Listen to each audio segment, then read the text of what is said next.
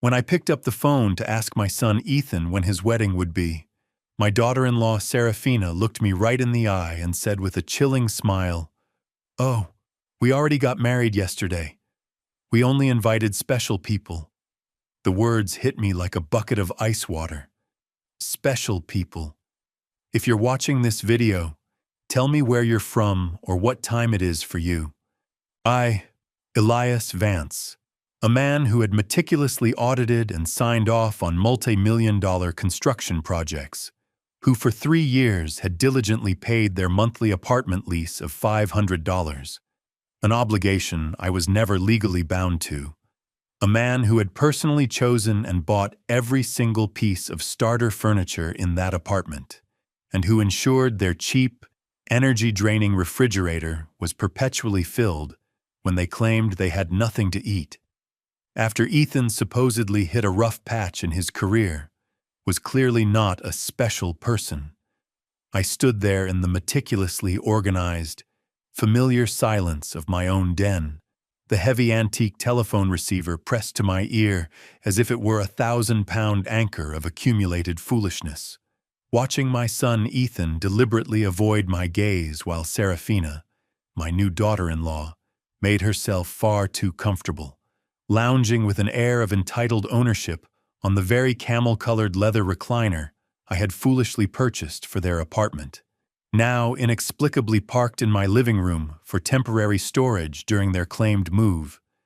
The bespoke, deep navy Italian wool suit I had carefully selected and purchased for the ceremony, the one I had planned to wear to witness the most important day of my only son's life, now hung uselessly, an ironic, expensive joke in the back of my cedar closet, a painful monument to the vanished illusion of my place in their new, exclusive life, along with the crisp white shirt and the silk tie that I had spent an hour agonizing over.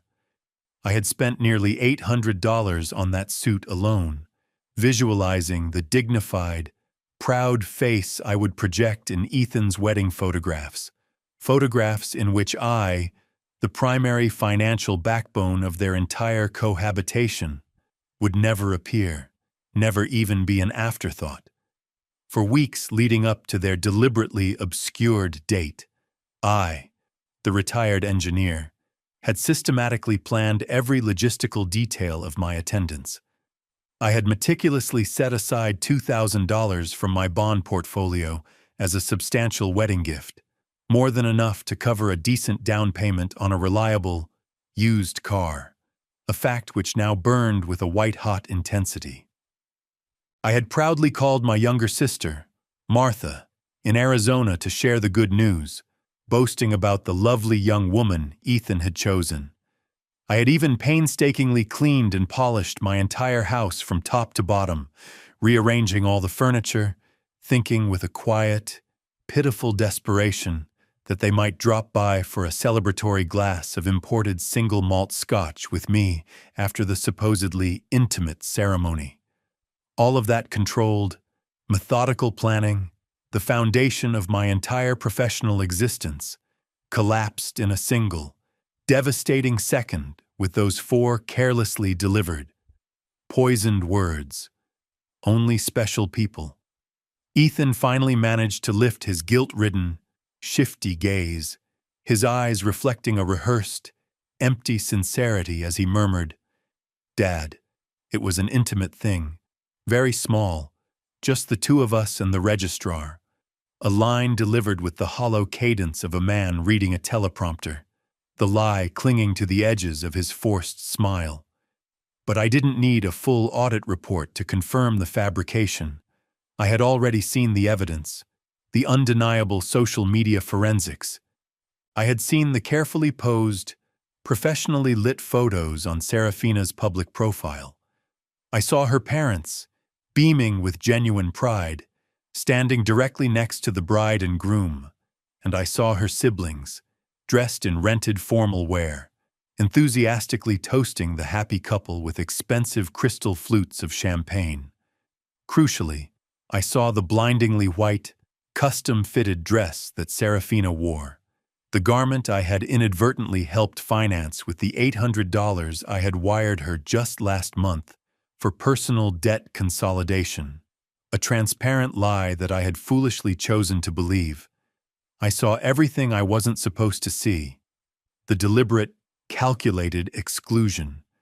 Exactly 7 days later, 1 week after that soul-crushing humiliation, Serafina called me back, her voice startlingly different. She was no longer the confident, utterly dismissive woman who had so gleefully and publicly excluded me from her monumental, self-important wedding. Now, the carefully modulated, silken tone was replaced by a raw, desperate, almost pleading edge, a sound that instantly signaled a financial malfunction. "Elias," she began, her voice brittle with panic, "the lease payment is critically overdue. The landlord's property management company is pressuring us, threatening eviction notices if we don't transfer the funds by the end of the day. You forgot to make the automatic transfer this month." Her voice trembled slightly, with the genuine, terrifying vulnerability of someone watching their carefully constructed, luxurious world disintegrate into dust, a terror that completely dwarfed my initial sorrow. I remained silent for a long, controlled few seconds, the calm allowing the memories to flood my mind. All the countless times I had raced to the bank before closing hours to ensure that transfer was processed, all the personal plans I had canceled, the fishing trips, the volunteer work at the community center, to rush to their aid, ensuring they had a stable roof over their heads, all the financial sacrifices I had made, quietly eating simple meals so I could divert the extra capital toward their needs and whims.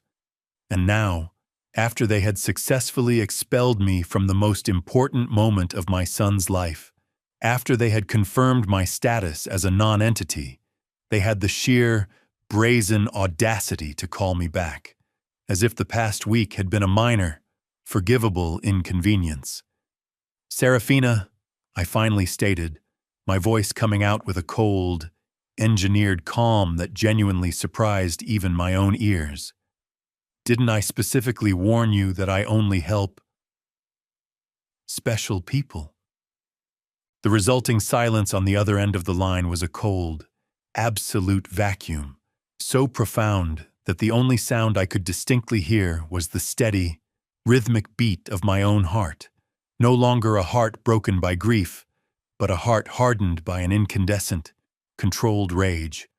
For the first time in years, I, Elias Vance, was not the one trembling. It was her. "Elias, I don't understand," she stammered, the practiced sweetness gone, replaced by naked confusion. "We were always special to you. You're like a second father to me." Lies. All of it was a calculated, financial lie. Lies wrapped expertly in that cloying, honeyed voice she reserved exclusively for moments when she needed a large, unearned infusion of my money. It was the same manipulative tone she had used to request the funds for the debt consolidation that financed the wedding dress, the funds for the emergency dental bill that covered the initial down payment on the rings, all of which I had helped finance without ever seeing the ceremony where they would be exchanged. For too many debilitating years, I had walked on metaphorical eggshells, carefully weighing every word, every gesture, every unsolicited gift, desperately hoping to earn back a single crumb of genuine affection or respect from my own son. I had perfected the role of the perfect provider, the obliging father-in-law, the silent ATM who never once protested when they systematically treated me like a combination of a bank account and a piece of invisible furniture. But that phrase, "only special people," had finally jolted awake something deep inside me, a core of self-respect that had been dormant for far too long, buried under the weight of my misguided love. The retired engineer in me had already calculated the precise numerical extent of my own colossal foolishness. I had spent an estimated $33,400 on them over the past 3 years. I had systematically calculated every line item. Between the rent checks, the grocery bills, the generous birthday and Christmas gifts, the fabricated emergencies, and the frivolous whims, the total sum was staggering. $33,400. Money I had painstakingly taken from the meticulously organized retirement fund I had built with my late wife, Sarah, from the small inheritance she had left me, from the carefully accumulated savings I had set aside, penny by penny, so that I could live my final years in dignified peace and security. And what was the quantifiable return on all that foolish, unearned investment? To be treated like an irrelevant stranger on the single most important day of my only son's life. That very night, after I calmly ended the call, I sat alone on my bed and finally allowed myself to cry. But they were not the expected, pathetic tears of sorrow or heartbreak. They were hot, burning tears of concentrated anger, of long-suppressed frustration, of years of silently endured, systematic humiliation.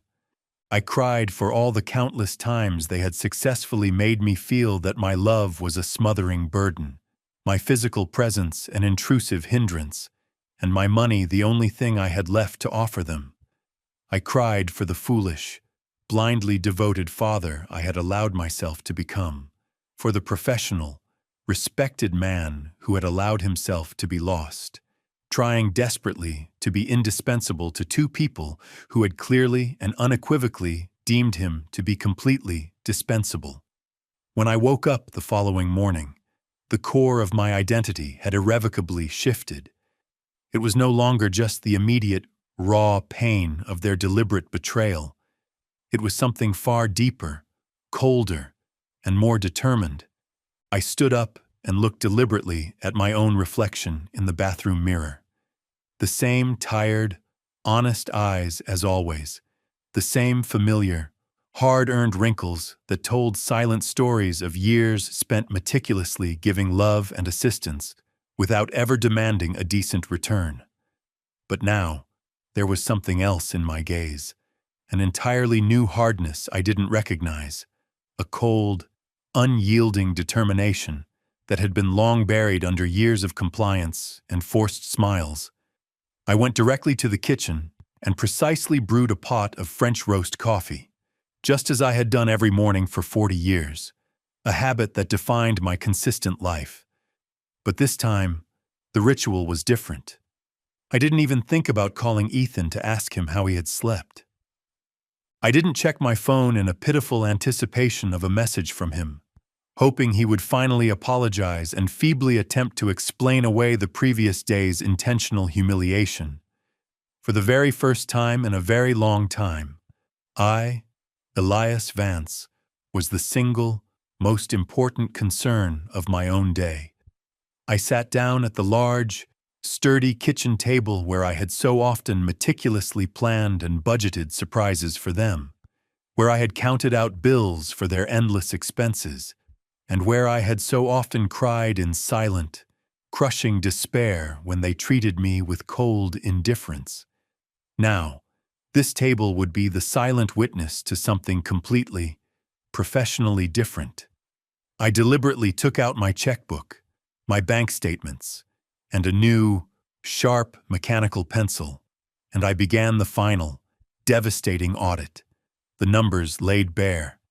I wanted to see in cold, exact, undeniable figures the full extent of my own colossal foolishness, the full cost of their engineered cruelty. The monthly lease payment of $500, precisely multiplied by 36 months, was $18. Food and supplies, an estimated $200 a month, was another $7, $200. Birthday gifts, Christmas gifts, anniversary gifts, at least 3. Serafina's alleged medical emergencies, $800. The personal car loan they had never made a single effort to pay back, 2, 500. The emergency HVAC repair in their apartment, 600. The purchase price of the living room furniture, 1, 200. The final, precise sum was $33, 400. That was the exact, calculated sum of my relentless, unearned generosity. $400 of my hard-earned capital, money I had wasted from Sarah's inheritance, from my own engineering pension, from the savings I had put aside penny by penny over decades of honorable, demanding work. All that money, systematically poured down the drain, simply to keep two perfectly capable adults in a state of comfort and luxury. Two people who couldn't even manage the basic courtesy of pretending to respect me. The telephone rang suddenly, a jarring sound, and I saw Ethan's name flash urgently on the screen. Normally, my heart would have hammered with a desperate, familiar hope as I rushed to answer, praying that he would finally apologize and explain that everything had been an unfortunate, forgivable misunderstanding. But this time, the reaction was different. I let the call ring once, then twice, then a third time, counting the seconds with a cold, professional dispassion. Finally, the ringing fell silent, and I continued calmly drinking my coffee, as if the intrusion had never occurred. 10 minutes later, the phone rang again. This time, it was Serafina. I let it ring, too, watching the frantic light blink on the screen until it finally died. Then, a text message arrived from Ethan. "Dad, please answer. We need to talk. It's urgent." I selected the message and, without a moment of hesitation or reply, I deliberately deleted it. At precisely 2:00 in the afternoon, I decided on a rare, completely unselfish act. I would go for a walk, simply because I wanted to. I hadn't done that in months, every outing having a specific, necessary, urgent purpose tied directly to their endless needs. It was always the bank for the monthly transfers, the expensive gourmet supermarket to buy them something extravagant they needed, the pharmacy for Serafina's latest medications. Today, I walked purely because I decided to. I walked past the park, where I had so often taken a young Ethan as a child, pushing him high on the wooden swing, remembering that sweet, simple boy who would hug me tight and proclaim with innocent sincerity that I was the best dad in the world. When, I wondered with a wrenching sorrow, had he transformed into this entitled, 35-year-old man who treated me like a poorly programmed ATM with residual feelings? When had I started to confuse a father's unconditional love with a constant flow of money? When had I started to truly believe I had to buy my own son's fading affection, or my daughter-in-law's temporary allegiance? I walked directly to the bank, the familiar building where I had so often processed the automatic transfers, and I stopped pointedly in front of the massive glass doors. The branch manager, Mr. Klinsman, a man I had known for over a decade, saw me through the glass and gave a friendly, professional wave. He had processed every single one of my desperate transfers to Ethan and Serafina. He had been a silent, professional witness as he watched my carefully maintained account slowly, systematically drain month after month to artificially inflate theirs. I went inside and walked with determined focus directly to his private office. "Mr. Klinsman," I stated, my voice steady, professional, and entirely devoid of emotion. "I need you to immediately cancel every single automatic transfer I have programmed to my son and his wife." He looked up at me, genuinely surprised. For 3 long years, these transfers had been as reliably regular as the sunrise over the Atlantic coast. "Are you certain, Mr. Elias Vance? Did something happen?" His concern was immediate and genuine. far more authentic than any feigned interest Ethan had shown in me in recent years. What happened, Mr. Klinsman, is that I finally opened my eyes for the first time in 3 years, I replied, a small, hard smile touching the corners of my mouth. I want to cancel everything immediately, and I also require detailed information on how to legally protect and firewall my personal accounts. I do not want anyone else to ever again have access to my money. While Mr. Klinsman processed the necessary cancellations and paperwork, my phone, sitting silently on his desk, didn't stop vibrating. Ethan, Serafina, Ethan again. It was as if their financial radar had suddenly activated, detecting the immediate and present danger to their primary source of unearned income. I finally picked up the phone and deliberately, professionally, turned it off. Mr. Vance, Mr. Klinsman said softly, handing me the completed papers. I apologize deeply for intruding into your personal affairs, but in all these years, I have seen you be exceptionally generous with your family. I sincerely hope you are not currently being pressured or manipulated into making these drastic changes. His authoritative words, spoken by this professional stranger, touched a deep, unexpected well of gratitude in me.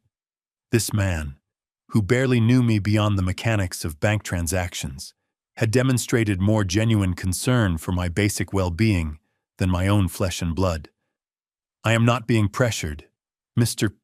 Klinsman, I replied, my voice a quiet, powerful declaration of independence. On the absolute contrary, I have finally stopped pressuring myself into financing their parasitic lifestyle. When I finally left the bank, I felt a strange, profound lightness, as if I had left an enormous, crushing burden behind in that sterile office. For the first time in years, my money was completely and entirely mine. I had zero financial obligations to two people who consistently viewed me only as a resource and never as a person. I drove slowly home, considering all the personal joys and necessities I had deliberately postponed to please Ethan and Serafina. The ambitious cross-country trips I had never taken to save capital for them. The old friends I no longer saw because I was constantly on call for their manufactured emergencies. The hobbies I had slowly given up because every single dollar I spent on myself was $1 less for their perpetually expanding needs. When I pulled into my driveway, I saw 3 cars parked aggressively in front of my door. Ethan's sedan, Serafina's new luxury crossover, the payments for which I was making, and a third, unfamiliar, dark-colored car. I could clearly see movement inside my house through the living room window. My blood instantly ran cold with a controlled fury. They had keys. I had given them a spare set because I had trusted them implicitly, because I had harbored the foolish, pitiful hope that one day they would willingly take care of me, just as I had so consistently, so faithfully taken care of them. I took a deep, centering breath, deliberately slowing my racing heart before using my own key to open my own front door. It was time for the first, necessary, real confrontation of my new, self-respecting life. I opened the door to my house and instantly saw a scene of organized invasion that I will never forget. Ethan was sitting slumped on my favorite, well-worn leather armchair, his head buried in his hands in an act of theatrical despair.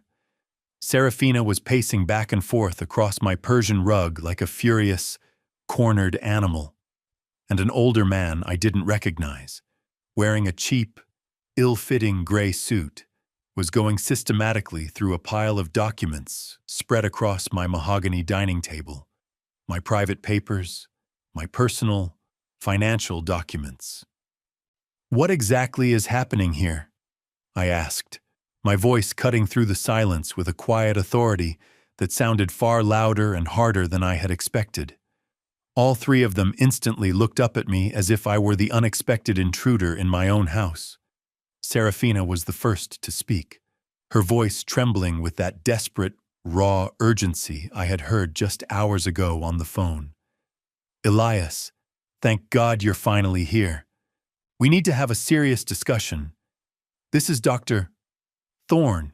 He's from the law firm we've been forced to consult regarding your situation. My situation? The question left my mouth with a chilling, engineered calm that defied her panic.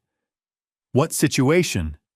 Serafina, I am, as you can clearly see, doing perfectly fine. Ethan finally lifted his head, the pathetic, theatrical mask of despair slipping, revealing the naked, corrosive glint of financial panic in his eyes. Dad, we went down to the bank and they told us you completely canceled every single transfer. Mr.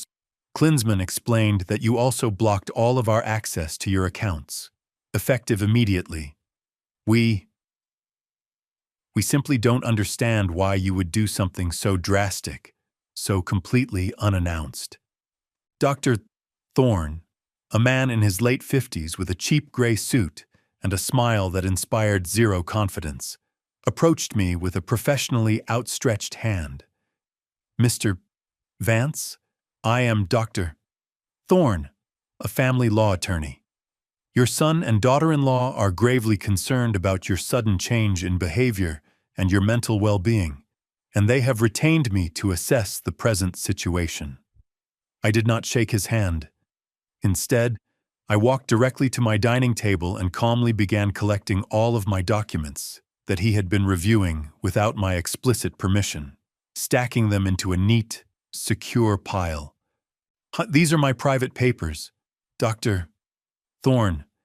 You have absolutely no legal or ethical right to look at them without my direct, written consent. I suggest you step away from my property.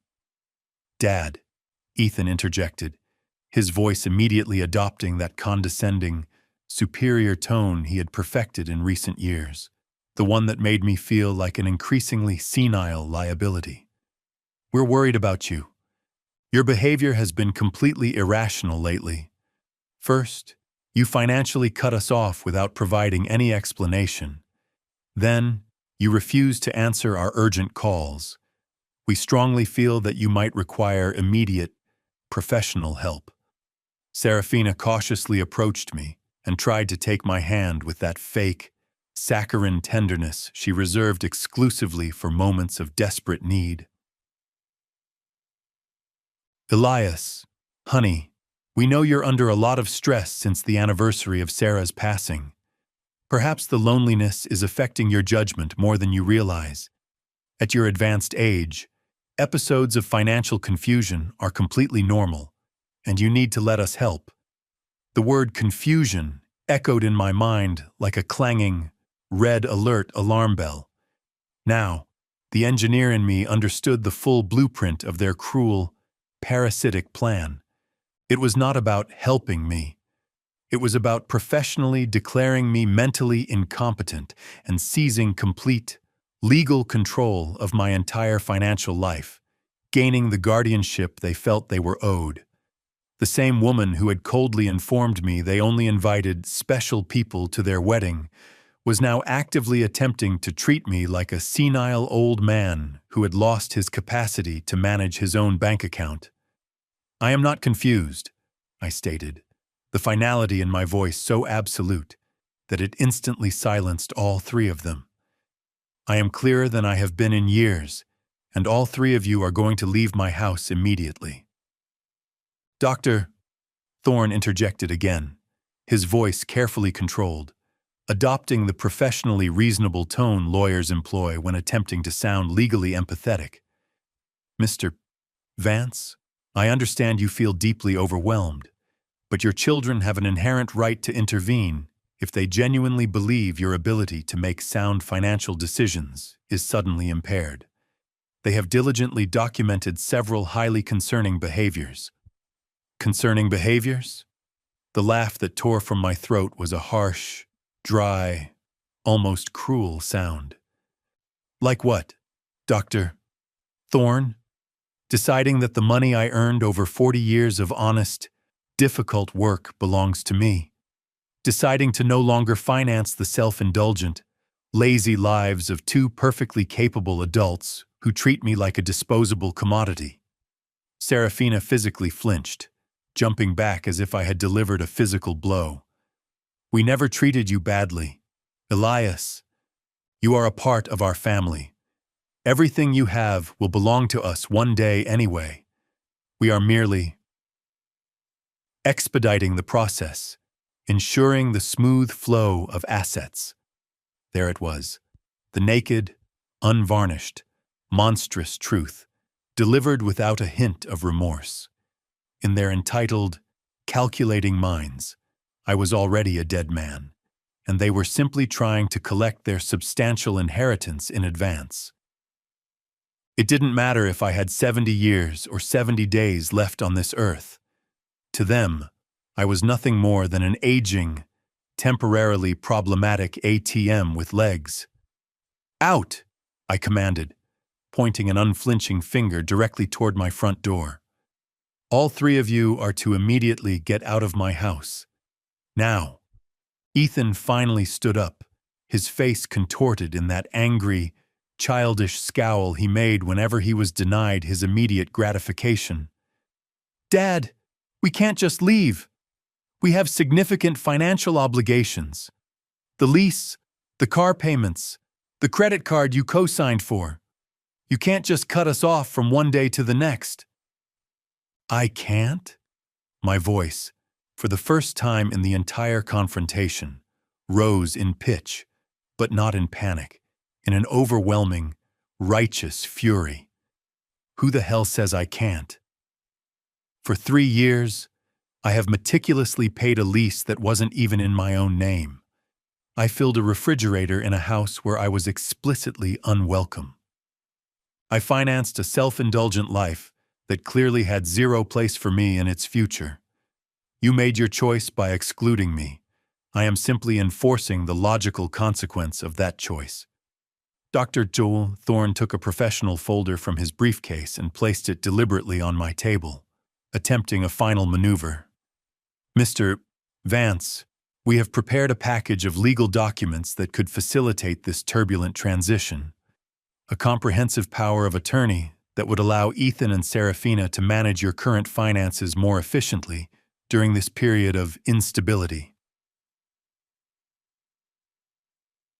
This would, of course, only be temporary until you feel better. I picked up the folder, still completely sealed, and with a swift, final gesture that symbolized my complete emancipation, I threw it directly into the nearest, empty trash can. The only transition that is going to occur here, Dr. Thorne, is your rapid transition to the front door. Serafina began to cry again, but they were not the tears of sorrow or guilt. They were the transparent tears of furious frustration, of completely contained, defeated rage. You can't do this to us, Elias. We were completely counting on you. We made huge plans based entirely on your long-term financial support. We bought things. We took on significant financial obligations because we knew we could always count on you. Obligations based entirely on my money, I replied, my voice hard and flat. Not on my well-being, not on my happiness, not on my companionship, just on my wallet. And now that I have determined that my money is better utilized in my own life, I am suddenly a confused old man who needs immediate legal guardianship. The hypocrisy is utterly breathtaking. Ethan made a final attempt to approach me, but I took a deliberate, professional step backward, putting distance between us. He was no longer the innocent boy who ran into my arms when he had nightmares.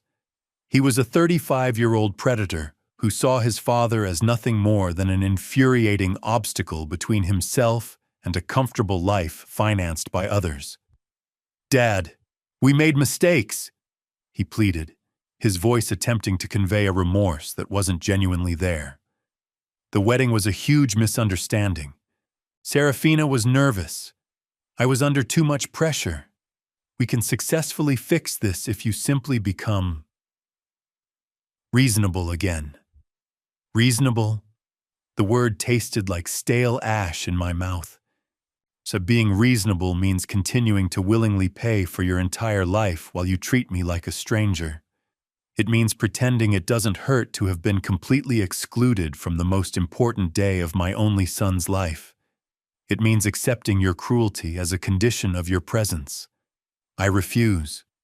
Dr. Thorne quickly packed his papers with the swift, efficient movement of a hired professional who was entirely accustomed to having his proposals rejected. Mr. Vance, this matter is not over. Your son and his wife have numerous legal options. If you are indeed making such flagrantly irrational decisions due to documented mental health issues, a judge can, and likely will, determine that you require court-appointed guardianship. His final words landed like a heavy blow to the solar plexus. I instantly realized this was not just a manipulative family visit. This was a direct, substantial legal threat.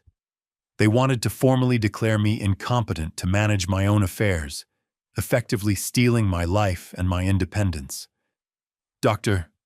Thorne, I said, looking him directly in the eye, my voice regaining its quiet, authoritative center. I strongly suggest you do your due diligence thoroughly before you threaten a 75-year-old man who has managed his finances flawlessly for 50 years, who single-handedly raised his son after the sudden death of his wife, who successfully ran a household and worked honorably as an engineer until retirement, and who, until last week, willingly financed the entire lifestyle of two perfectly capable, highly educated adults. You will find that I am neither confused nor incompetent. Serafina finally stopped her fake crying and looked at me with a cold, predatory stare that finally showed her true, unmasked face. This won't stand. Elias, we have legal rights and our own lawyers. Too. You can't get away with this. Perfect, I replied, a chilling finality in my tone. Hire all the expensive lawyers you want, with your own money, of course, because mine is no longer available to finance your legal tantrums or your lavish lifestyle. The three of them walked silently toward the front door with the wounded, shocked dignity of privileged people who are completely unaccustomed to being told no. Before he stepped out, Ethan turned to me one last, final time, his face a mask of bitter, defeated malice. Dad, this is going to end very, very badly for you. You're going to end up alone, with absolutely no one to take care of you when you truly, genuinely need it. Ethan, I said, my voice heavy with a profound, final sadness, but also with a crystalline, immovable clarity. I am already alone, son. The only crucial difference is that now, that painful loneliness is completely by my own deliberate choice, not by your cruel, entitled neglect. As I firmly closed the heavy, solid door behind them, I stood absolutely still in my own living room, surrounded by the most beautiful, liberating silence I had experienced in years. It was, I realized with a sudden, powerful wave of emotion, the silence of true freedom. That night, I couldn't sleep a wink, but not out of a lingering sadness or paralyzing regret, but out of the sheer, electric adrenaline of having successfully reclaimed complete control of my own life and my destiny. I lay awake in my bed, my mind racing, already meticulously planning my next critical steps, like a seasoned general preparing a comprehensive strategy for an inevitable, looming battle. If Ethan and Serafina were foolish enough to want a prolonged fight, I would willingly give them a war. But it would be a war I would fight with cold, hard intelligence, not with crippling, sentimental emotion. At precisely 6:00 in the morning, I was already impeccably dressed and prepared to leave. My first necessary stop was the office of attorney Mr. Tom Harrison, a highly respected man I had met years ago when I was finalizing Sarah's will and estate plans. Unlike the cheap, opportunistic Dr. Tal Thorne, whom Ethan and Seraphina had employed, Mr. Jewel Harrison possessed an impeccable reputation and specialized in legally protecting the rights and assets of the elderly. "Mr. Vance," he stated, his face grim with professional concern as I meticulously explained the appalling situation. "What your son and daughter-in-law attempted to do yesterday is, unfortunately, far more common than you realize. It is defined legally as elder financial abuse, and depending on the jurisdiction, it can carry severe criminal penalties. The fact that they illegally entered your home without permission and reviewed your private documents also constitutes a clear violation of your privacy and property rights." His authoritative words simultaneously calmed and deeply worried me. They calmed me because they provided a complete, professional confirmation that I wasn't just an overreacting old man, that what had happened was, in fact, genuinely abusive. They worried me because I finally understood that the legal and emotional situation was far more serious than I had initially grasped. "See, we must document absolutely everything, Mr. Vance," Mr. Harrison continued, his voice adopting a methodical tone. "Every single transfer, every gift, every time they pressured you relentlessly for money. We will also immediately update and change your will and trust to legally protect your remaining assets from any future manipulation attempts or legal challenges." We spent 3 grueling hours reviewing every page of my meticulous financial records. Mr. Harrison let out a low, professional whistle when he saw the final, total sum. $33,400 over 3 years. So, "Mr. Vance, with this capital, you could have lived comfortably, traveled the world, and genuinely enjoyed your well-deserved retirement. Instead, you completely financed the entire, self-indulgent lives of 2 perfectly capable adults who didn't even respect you enough to extend a basic wedding invitation." When I finally left Mr. Harrison's office, I possessed a complete 4-point security plan. First, I would immediately change all the locks on every door and window of my house. Second, I would install a high-end, comprehensive security system with external cameras to protect myself from any future surprise, unwarranted visits. Third, I would open new, completely unlinked bank accounts at a different bank branch where they had absolutely no contacts. And fourth, I would finally begin to live the rich, full, postponed life I had sacrificed for years. My next necessary stop was the large neighborhood hardware store. The owner, Mr. Sawyer, a man I had known professionally for years, saw me and greeted me warmly, with the familiarity of a person who had silently witnessed my wasted, constant generosity. "Mr. Vance, what brings you in today?" "Another emergency repair at your son's place?" he asked, a subtle, knowing question in his voice. "No, Mr. Sawyer. This time, it's strictly for my own house. I need to change every single lock, and I want them to be the very best, commercial-grade quality you stock."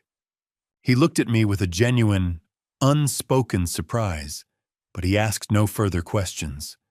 While I was carefully choosing the new, complex locking mechanisms, his son, Liam, who ran the professional security system installation side of the business, happened to walk by. It felt like an opportune, cosmic stroke of providence. "Liam," I told him without preamble, "I also require a full, high-definition surveillance camera system installed, the complete package.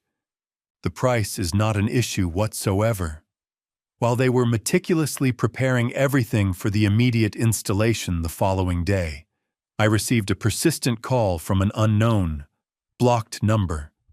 It was Serafina, predictably calling from someone else's phone because I had already blocked her number after the previous day's confrontation. "Elias, it's Serafina. Please, for God's sake, don't hang up on me.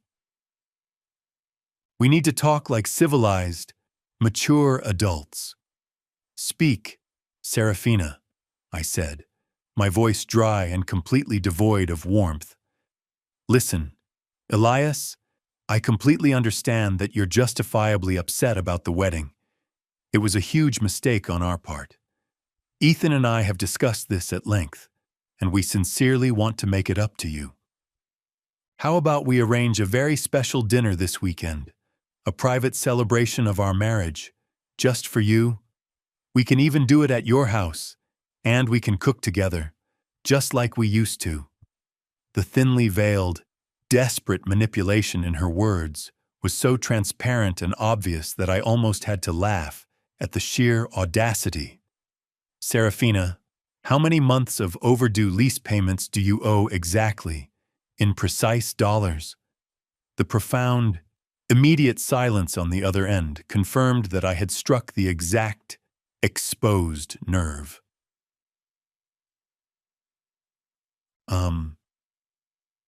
Well, it's 2 full months, $1,000 total. But I'm not just calling for that. Elias, we genuinely miss having you in our lives. You're important to us.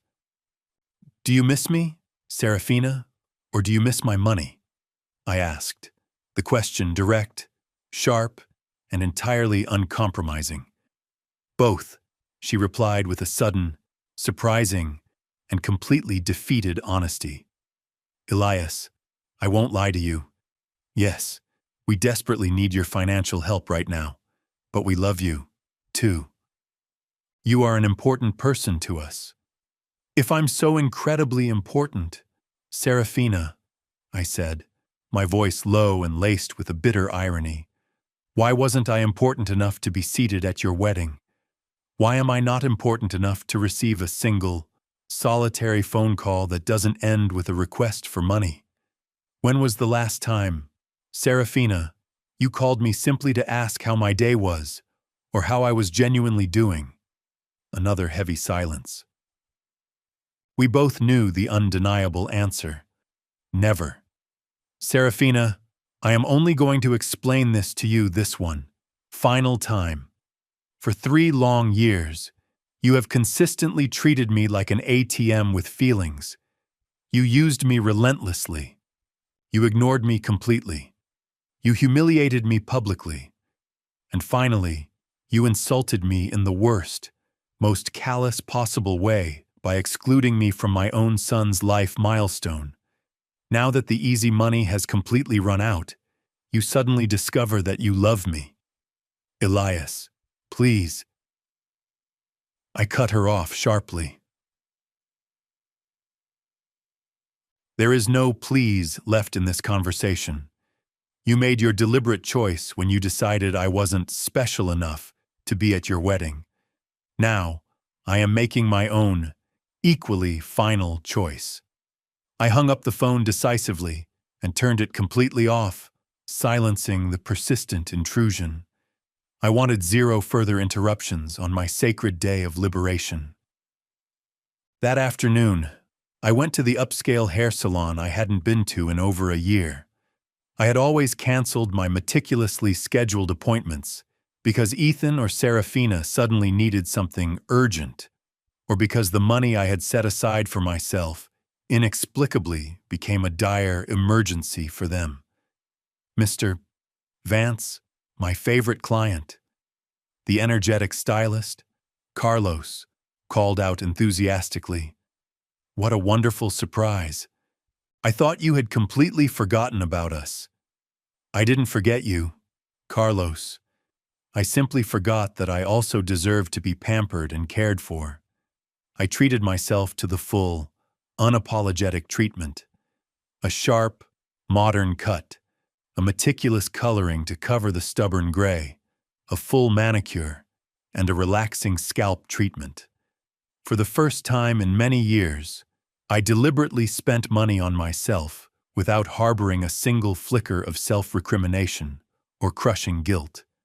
While Carlos expertly worked on my hair, he chatted easily about his life, his children, and his professional dreams.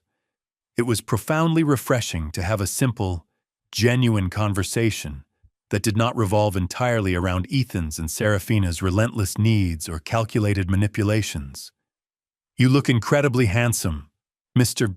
Vance," he said proudly when he was finished, stepping back to admire his work. "But more than that, you look free. Did something profoundly good happen in your life?" "Yes, Carlos," I replied, running a careful hand over my revitalized hair. "I finally learned to say no to people who didn't respect me. When I arrived home that late afternoon, there was a completely unfamiliar pickup truck parked in front of my door. My heart briefly seized, thinking Ethan and Serafina might have returned with legal reinforcements. But as I got closer, I saw an older man, a neighbor I vaguely recognized, sitting patiently on the steps of my porch. "Mr. Vance?"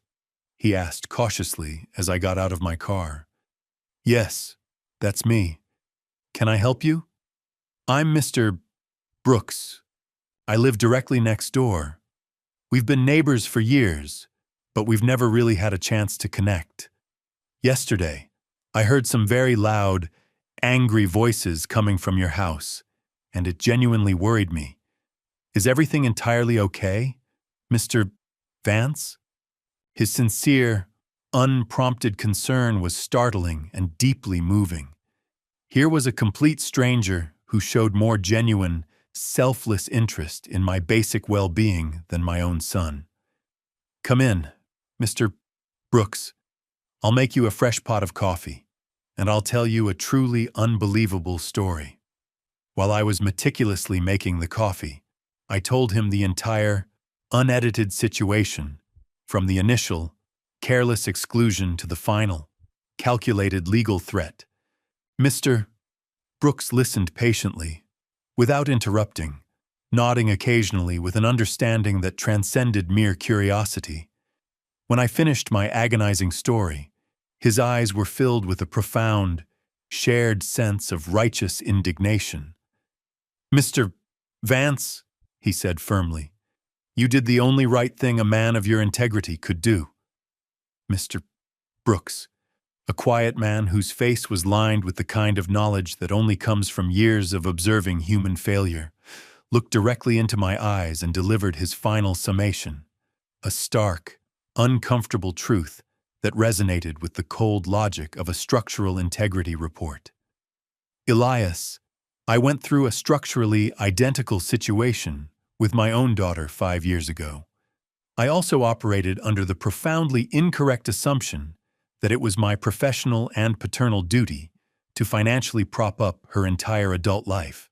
I, too, mistakenly believed that their affection was a negotiable commodity, that they wouldn't perform the basic filial function of love unless I was constantly providing the necessary liquidity." He paused, sipping the cooling coffee I had offered, his gaze distant, fixed on a point far beyond the confines of my den, a point in his own past where he had faced a similarly damning project failure. "So, what was the necessary remedial action?" I asked, leaning forward, the engineer in me seeking the simple, elegant solution to the failure mode. "I shut down the funding conduit completely," he stated, his voice flat, devoid of theatrics. "The very second I verified the foundational defect, that they only initiated contact when the financial pressure gauge hit red, when the only sound on the line was the scraping of their empty wallet. The immediate aftermath was, predictably, a complete structural collapse. They threatened me with every tool in the emotional manipulator's toolkit. They emotionally blackmailed me, tried desperately to trigger my ingrained sense of parental guilt, and attempted every juvenile tactic in the book to shame me back into financial compliance.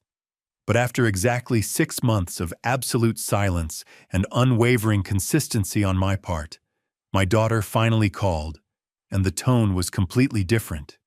It was a genuine, non-transactional apology.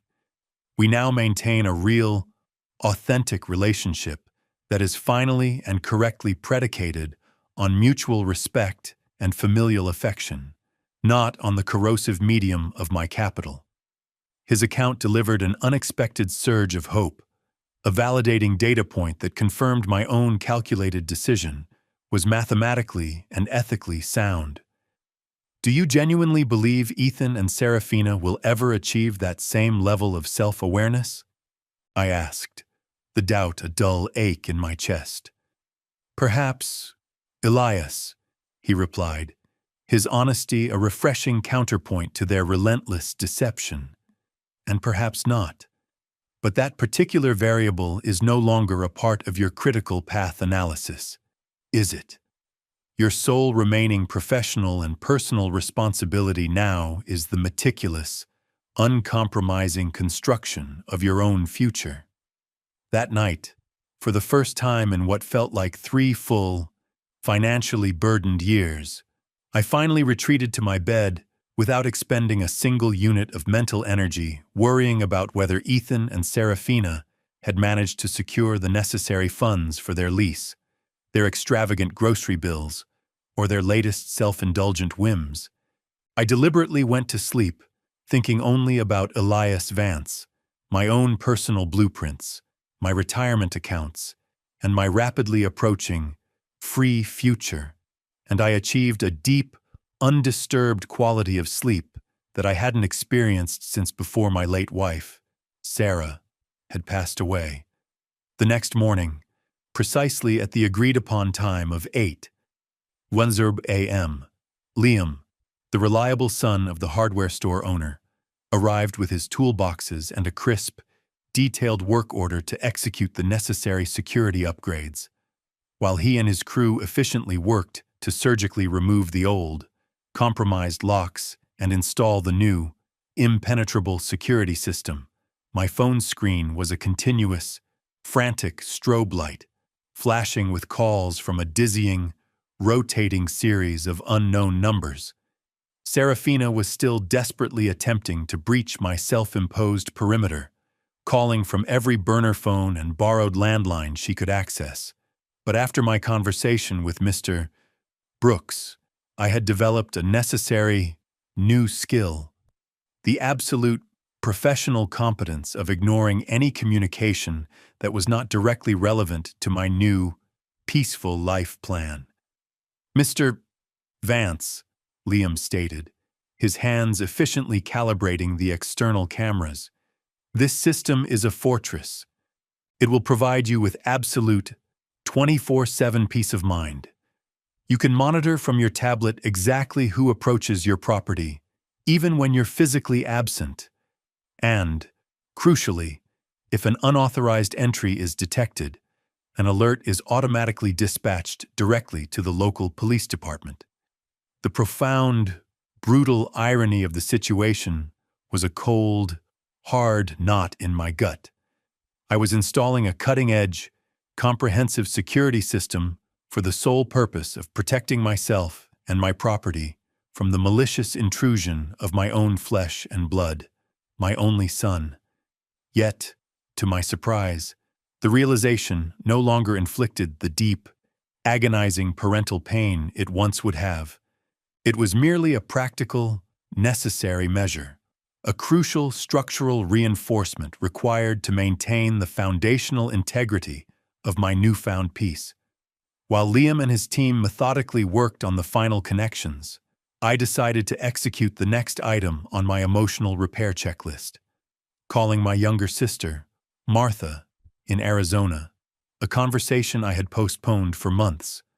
Our once easy familial rapport had slowly deteriorated because every time we spoke, I felt compelled to drone on about Ethan's and Serafina's purported successes, detailing the specific dollar amount I had invested in their lives, boasting about how proud I was to still be indispensable to them.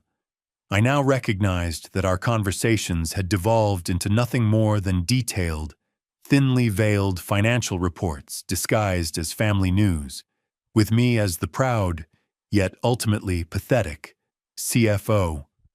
"Elias," Martha answered, her voice ringing with genuine, startled surprise. "Brother, how are you? We haven't connected in months." "I'm better than good, Martha," I replied, my voice steady, resonating with a new, quiet authority. "I'm calling you to deliver a professional update. I have finally returned to my senses."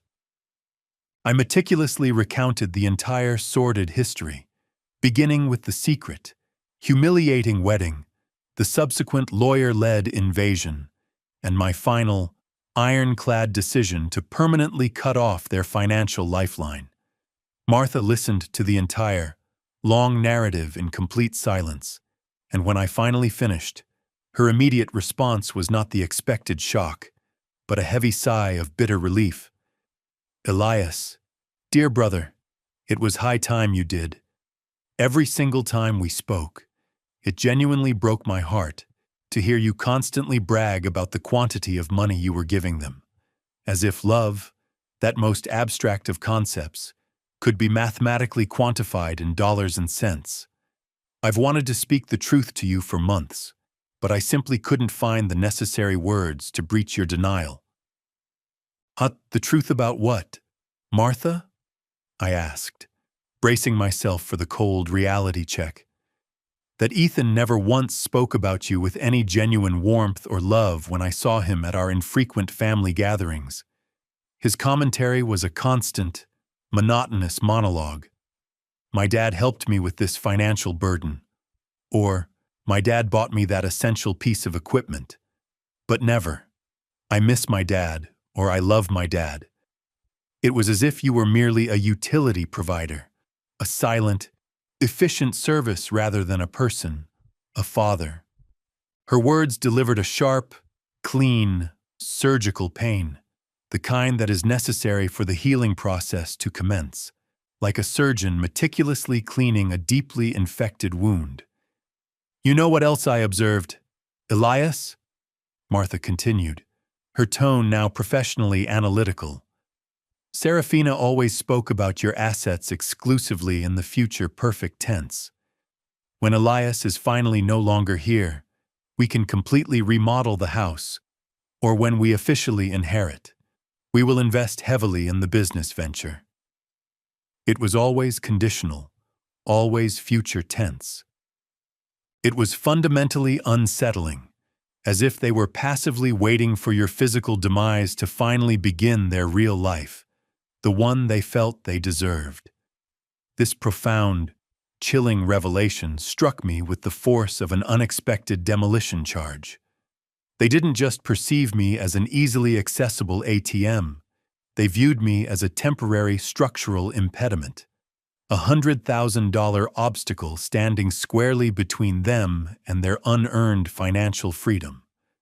While I had been foolishly sacrificing my own comfort and emotional energy to ensure their perpetual happiness, they were already coldly drafting the architectural plans for their future, a future in which I had no place, only my liquidated assets did. After concluding the difficult, but necessary, call with Martha, I sat alone in the quiet of my kitchen, systematically processing the brutal cascade of verified information.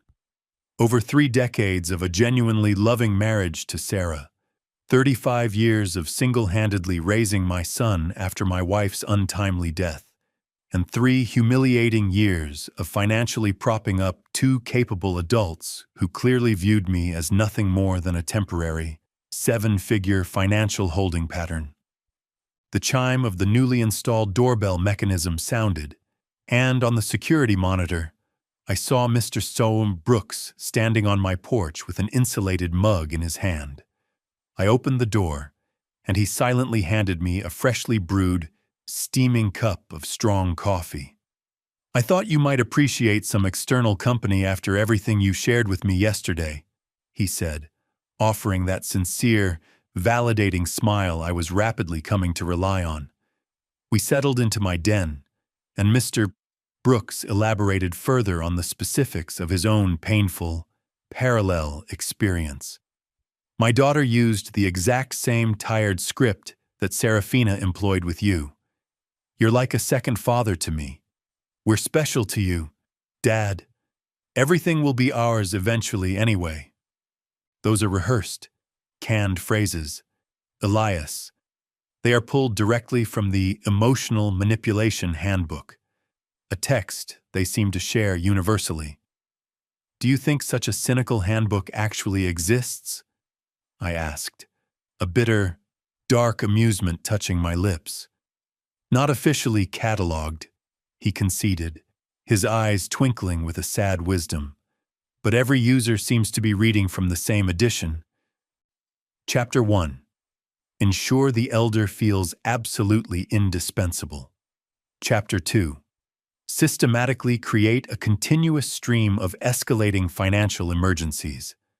Chapter 3. The instant they resist or object, immediately question their mental stability and competence. We shared a heavy, bitter laugh, a sound that was both darkly comedic and utterly tragic, at the frightening predictability of our own children's behavior. Did the debilitating guilt ever completely vanish after you cut off the money? I asked Mr. Zohm Brooks, seeking the ultimate prognosis. Every single day for the first 3 months, he answered, his honesty unwavering. But then I began to track the observable results. My daughter was finally forced to secure a second, necessary job. Her husband stopped his pointless, weekly golf outings and started actively seeking legitimate extra work. They were forced to learn the critical skill of living within their actual means. And most importantly, they were forced to learn that I was a living, breathing person, not merely an inexhaustible resource. That afternoon, I decided to execute another crucial, long-delayed act of self-care and respect, visiting Sarah's grave. I had consistently manufactured excuses not to go, claiming that Ethan or Serafina required some urgent task completed, or that the taxi fare was better invested in one of their never-ending emergencies. The cemetery was silent, the grounds quiet and beautifully maintained. Sarah's headstone, however, looked slightly neglected, as I had failed to personally clean it in months. I sat down gently on the cool grass next to her monument and spoke to her, feeling her presence, as if she were still sitting beside me. Sarah, my love, I believe I completely lost my way for a long time. After you left, I unwisely poured all my remaining emotional and financial capital into Ethan. I was desperate to be the best father in the world, foolishly believing that this intense focus would somehow compensate for him growing up without his mother. But in the frantic process, I forgot completely how to be myself. Our son has now become someone I no longer recognize, or perhaps he was always this way, and my blind love simply refused to process the data. His wife is, well, you know the type. The financial security you painstakingly left me to live out my remaining years in peace, I systematically spent keeping them afloat. But no more, my love. The structural fault has been identified and permanently corrected. I have learned my lesson. I meticulously cleaned her grave marker, replaced the faded flowers with a fresh bouquet, and remained there for another peaceful hour, simply absorbing the profound silence. For the first time in years, I was not anxiously rushing home to immediately solve a manufactured crisis for Ethan and Serafina. When I returned to my house, I saw 3 cars parked aggressively in front of my door once again. My heart rate accelerated, but this time, the engineer in me was completely prepared. The new security cameras clearly displayed Ethan, Serafina, and two other unfamiliar individuals, all of them visibly agitated, pointing aggressively at my house and talking rapidly amongst themselves. I did not exit my vehicle. Instead, I immediately dialed the number for my attorney, Mr. Soam Harrison. Mr. Harrison, they have breached the psychological perimeter again. They are at my house, and they've brought what appear to be reinforcements. What is my next necessary action? Do not exit your vehicle. Mr. Vance, I am mobilizing immediately, and I am calling the police.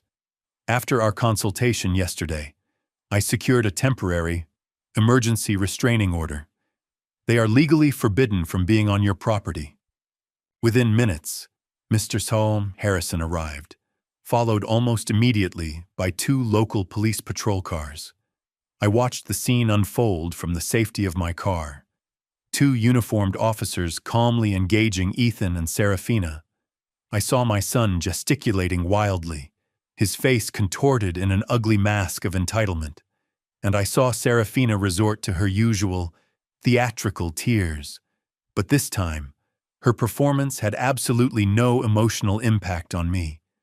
One of the officers approached my car and spoke with quiet professionalism.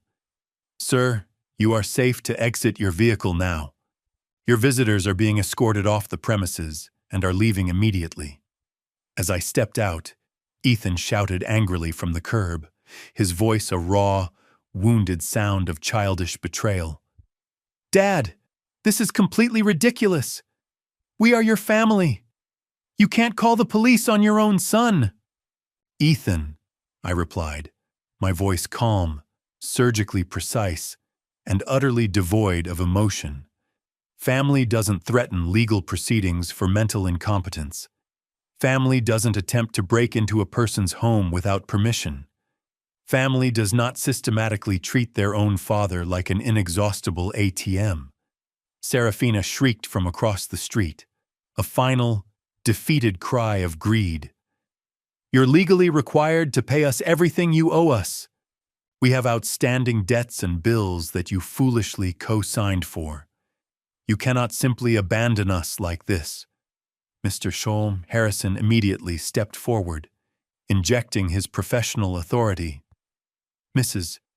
Vance, any future communication regarding these purported debts must be directed exclusively through my office, and I strongly recommend you consult with competent legal counsel before issuing threats of collection, as my client possesses complete, meticulous documentation of every single voluntary payment she made over 3 years, which may have legal implications you have not considered."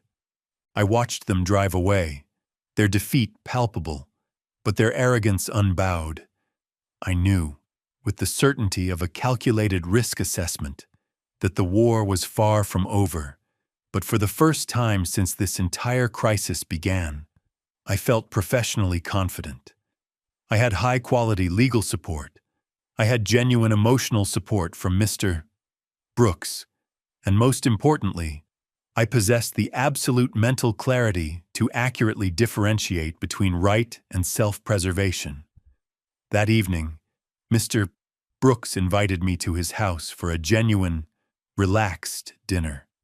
I met his daughter, who was visiting, and I was able to observe with my own eyes the smooth, respectful, almost effortless operation of a healthy family unit.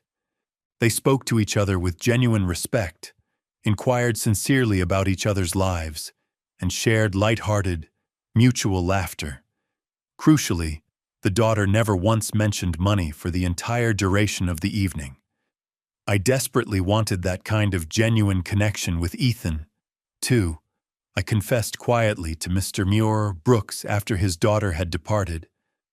"And perhaps you will achieve it one day, Elias," he replied, his tone pragmatic.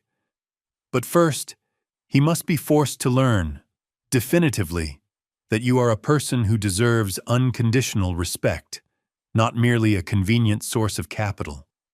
For the first time in weeks, I went to bed feeling a quiet, measurable hope for my own future. The following days were unnervingly peaceful. The new surveillance cameras clearly showed Ethan and Serafina's predictable pattern of behavior. Driving slowly past my house several times a day, sometimes parking for a few minutes on the street, but never leaving the safety of their vehicle.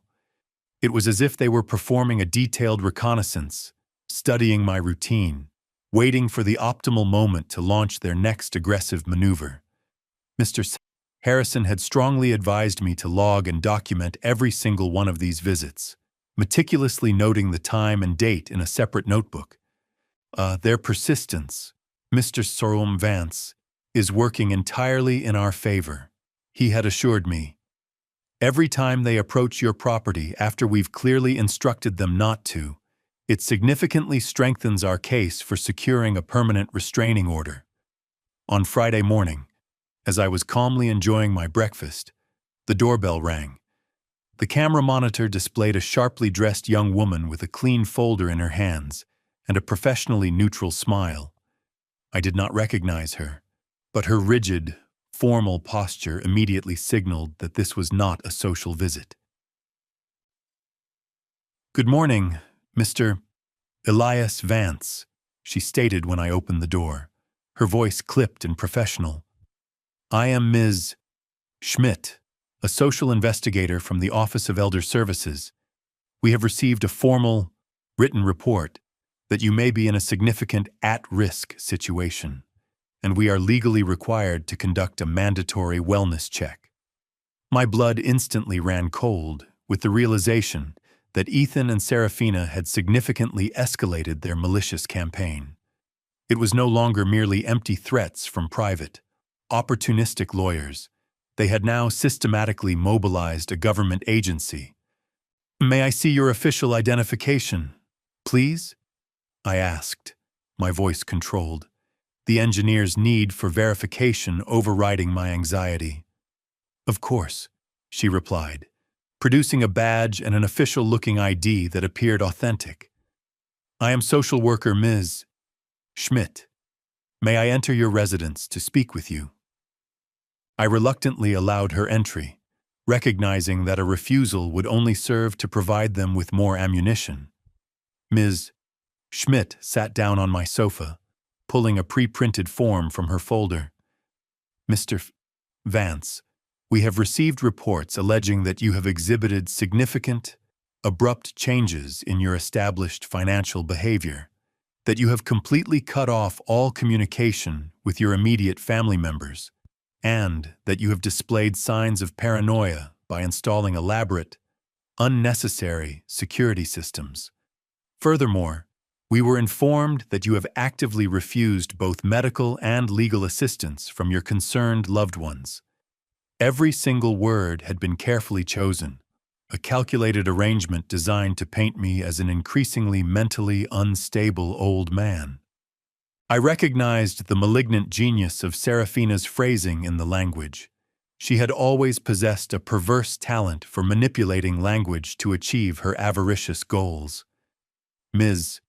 Schmidt," I stated, mobilizing every ounce of my professional dignity, "I must respectfully request to contact my legal counsel before answering any further questions."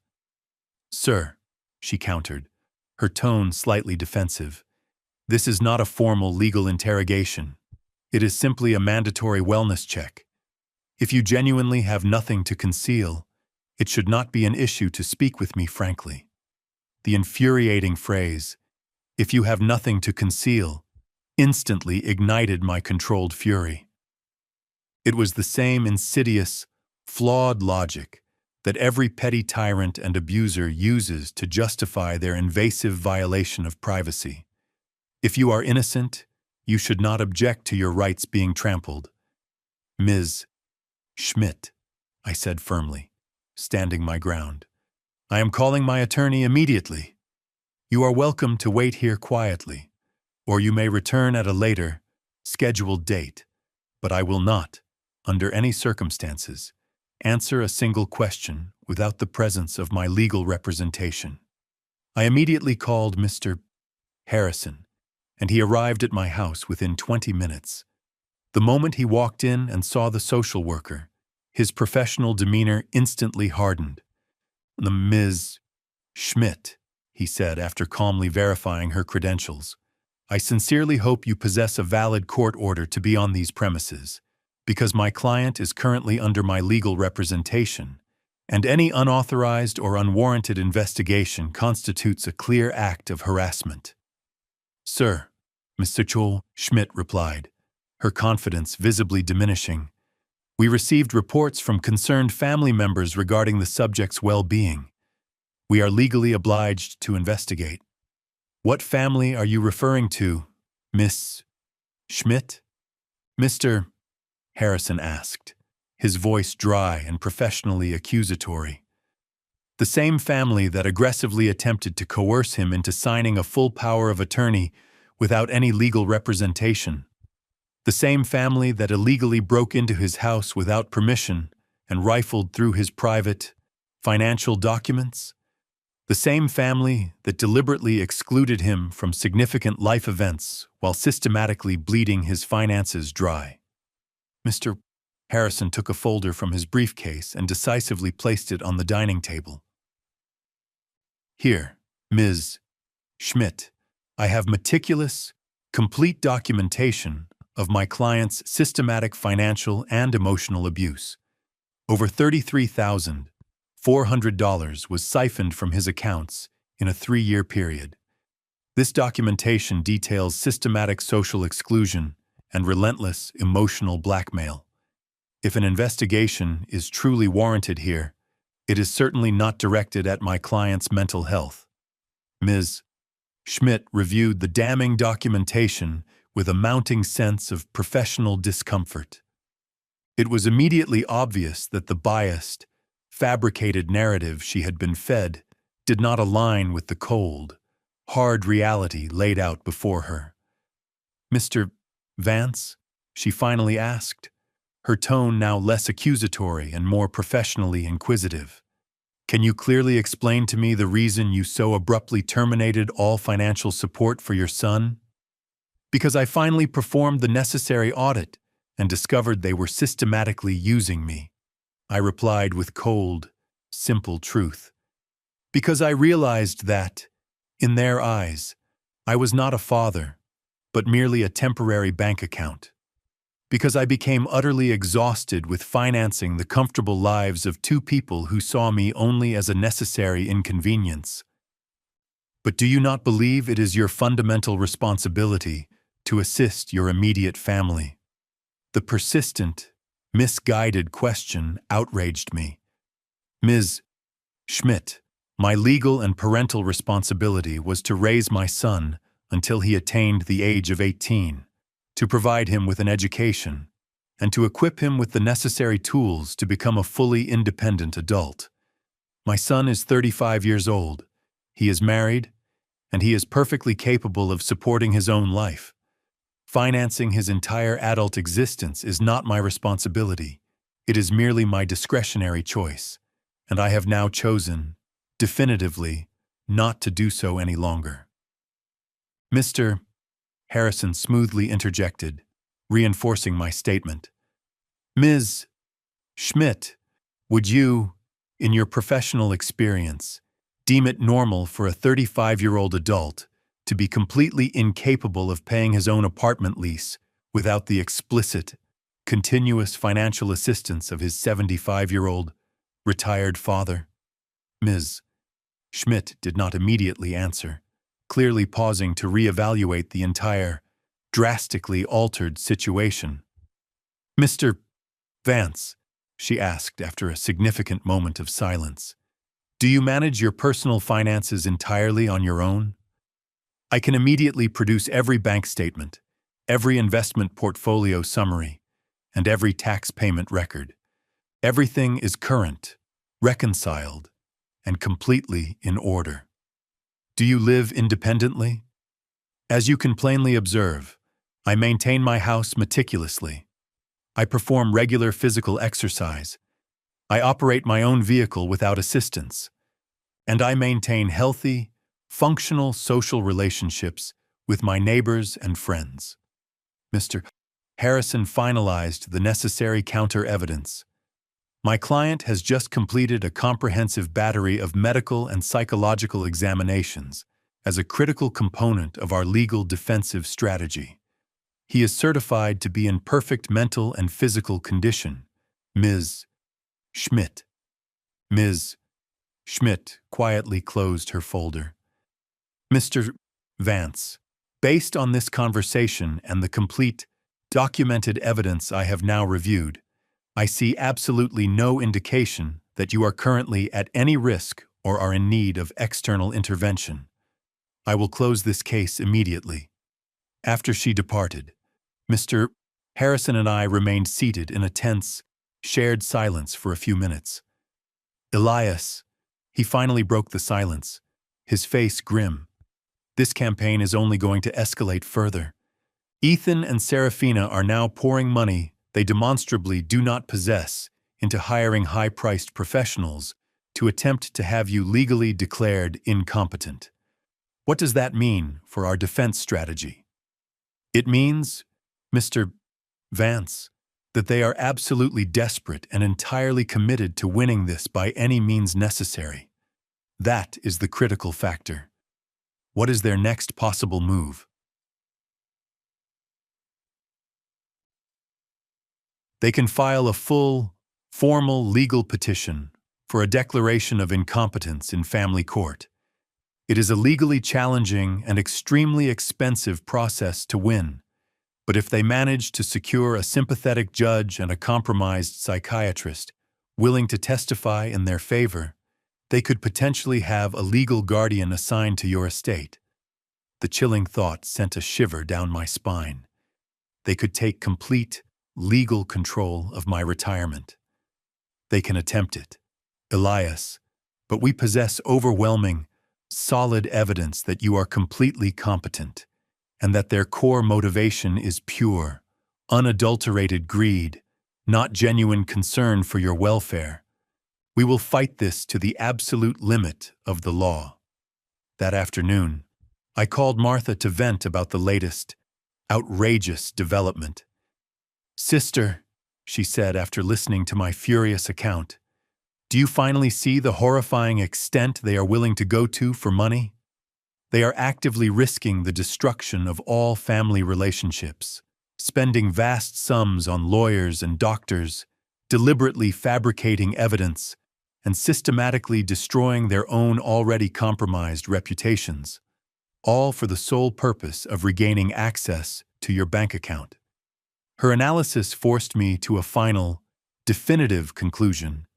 Ethan and Serafina had completely and unequivocally revealed their true, monstrous nature. There was no conceivable path back to a genuine, healthy reconciliation. In their cold, transactional world, I had never been a father or a respected elder. I had always been nothing more than money on legs. This profound, agonizing revelation was, paradoxically, utterly liberating. I no longer had to second-guess my decision. I no longer had to suffer the paralyzing guilt of protecting myself. They had proven, without any doubt, that my emotional and physical well-being was utterly insignificant compared to the potential contents of my wallet. That very evening, Mr. Brooks arrived with a profound, welcome surprise. He had invited his friends from his community garden club to meet me. "Elias," he introduced me. "These are my trusted friends. Carlos, who you already know from the salon, Maria, Carmen, and Alfreda. Every one of us here has navigated a similar, destructive situation involving abusive or manipulative family members. We spent the entire evening sharing our painfully similar histories. Maria had been forced to establish strict, unbreakable boundaries with a manipulative brother who constantly demanded capital. Carmen had completely severed her relationship with a daughter who only initiated contact when she required money. Alfreda had been compelled to alter her will after she discovered her ungrateful grandchildren considered her entire life savings to be their preemptive retirement plan. The most debilitating thing, I confessed to the group, the admission feeling heavy, yet strangely cleansing, is not the actual loss of the money I gave them, but the horrifying realization that the love I thought I possessed was never actually real. "Elias," Alfreda said, her voice resonant with the wisdom of her 80 years, "true love cannot be bought or sold at any price. If you were forced to pay a continuous retainer for it, it was never, structurally, real." Her profound words were a powerful balm for my deeply wounded soul. She was definitively correct. I had been foolishly buying mere attention, not genuine love. I had financed a pathetic illusion. Do you know what vital truth I have discovered in all of this? I asked my new, supportive circle of friends. That true loneliness, the kind that slowly hollows you out, is the feeling of being completely surrounded by people who do not truly love you, and that feeling is far worse than the simple, physical solitude of being genuinely alone.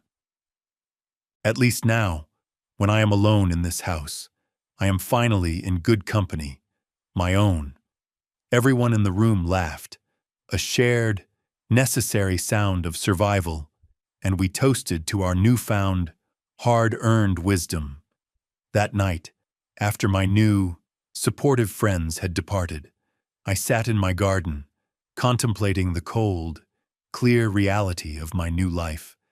The stars seemed to shine with a brighter, more brilliant intensity than ever before, or perhaps I was simply seeing them with truly clear eyes for the first time in years.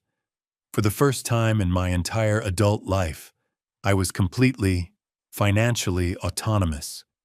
I had zero dependence, zero financial obligations to anyone except the engineer in the mirror.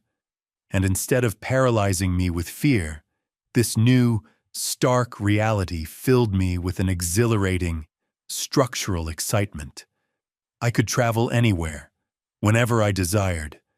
I could finally execute the long-delayed, necessary remodels on my home. I could purchase quality clothing for myself. I could donate significant capital to the charities that genuinely mattered to me. I could intelligently invest in my own future, instead of perpetually financing the undeserved present of two ungrateful, manipulative adults.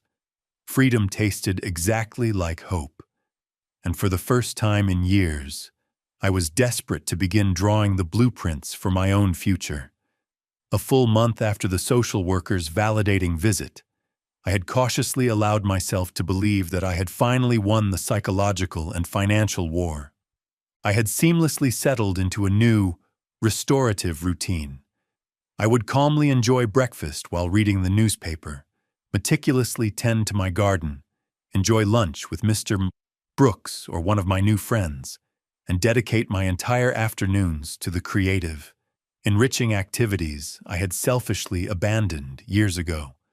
I had passionately resumed my painting, a deep-seated passion that had been tragically dormant since I foolishly became Ethan and Serafina's personal, unpaid financier. But on a calm Thursday morning, as I was focused on painting the delicate petals of a bright, vibrant rose on my new easel, Mr. Chum Harrison arrived at my house, his face etched with a grim expression that instantly sent a cold dread through me. "Elias," he stated, his voice flat, professional, and entirely devoid of reassurance. "We need to talk immediately. Ethan and Serafina have filed a formal, comprehensive legal petition for a declaration of mental incompetence in family court. They are officially requesting to have a legal, court-appointed guardian assigned to you and your estate." The devastating words landed on me with the physical weight of heavy stones. I knew this was their final, desperate gambit, a definite possibility we had prepared for, but hearing the legal terminology spoken aloud rendered it terrifyingly real. "Does this mean they could legally seize control of my money, Mr. Harrison? If a judge is successfully convinced that you are unable to manage your own affairs, yes, He could legally appoint Ethan as your court-appointed guardian, which would grant him absolute, unilateral control over all your finances and personal decisions. I sank heavily onto my sofa, feeling the profound, crushing weight of the deepest, most treacherous betrayal I had ever experienced in my life. My own flesh and blood, my only son, was actively attempting to legally declare me mentally unfit for the sole purpose of stealing my retirement capital. Mr. Harrison, what possible evidence could they have to support such an outrageous claim? You and the social worker have both verified that I am completely, demonstrably competent. They have submitted notarized statements from 3 concerned witnesses who claim you have recently behaved erratically, and they also submitted falsified, unpaid doctor's bills that you supposedly neglected to pay, along with prescription medications that you allegedly hoarded without ever taking them. It is a carefully constructed, multi-pronged attack. But that is a complete, verifiable lie. I have no outstanding medical debt, and I certainly do not hoard medications. I know, Elias, but they have expertly fabricated a convincing, documentary paper trail. They have also included a statement from a psychiatrist, a Dr. Joel Lehman, who claims that your refusal to cooperate with an initial psychiatric evaluation should be legally interpreted as definitive proof of mental decline and potential paranoia. The entire manipulation was a diabolical piece of legal engineering. They had cleverly twisted my instinctive refusal to submit to their unnecessary, self-serving examination into the primary evidence of a mental disorder. They had used my self-preservation instinct against them as the very proof that I required protection from myself. Who are the 3 witnesses they claim to have? Mr. Harrison looked through his new documents. Serafina, of course, a neighbor named Mr. Davis, and someone who claims to be your regular pharmacist, a Mr. Green. Mr. Davis was the difficult, unpleasant neighbor across the street, a man who had always harbored a petty resentment towards me because my visitors occasionally parked in front of his meticulously maintained lawn. Mr. Green was indeed the pharmacist I used for my occasional aspirin, but I could not conceive of what possible grievance he could have against me. I need to speak directly with Mr. Green, I told Mr. Harrison. Something about that specific detail is completely wrong. We must check the structural integrity of that claim. We drove to the pharmacy together that very afternoon. Mr. Green received me, his demeanor one of startled, visible nervousness. Mr. Vance, it is good to see you, sir. How are you, Mr. Green? I was informed that you recently signed a legal statement claiming that I exhibit erratic behavior concerning my necessary medications. His face instantly flushed a deep, telltale red. Mr. Vance, your daughter-in-law, Serafina, came in a few weeks ago and asked specifically about your medication history. She claimed she was extremely worried because you were acting strangely. And what information did you provide her with? I explained to her, truthfully, that you only purchase basic vitamins and occasional aspirin, and that you have no regular, chronic medical prescriptions. But she aggressively insisted that this very fact was proof that you were failing to take adequate, necessary care of your own health. Mr. Harrison interjected with a sharp, professional question. Mr. Green, did you sign a physical document for her? She brought in a pre-written document that merely stated I was confirming that Mr. Vance had irregular medication purchases. I foolishly thought it was for some kind of health insurance claim or a tax deduction. I had no idea whatsoever that it was being used as part of a formal legal petition.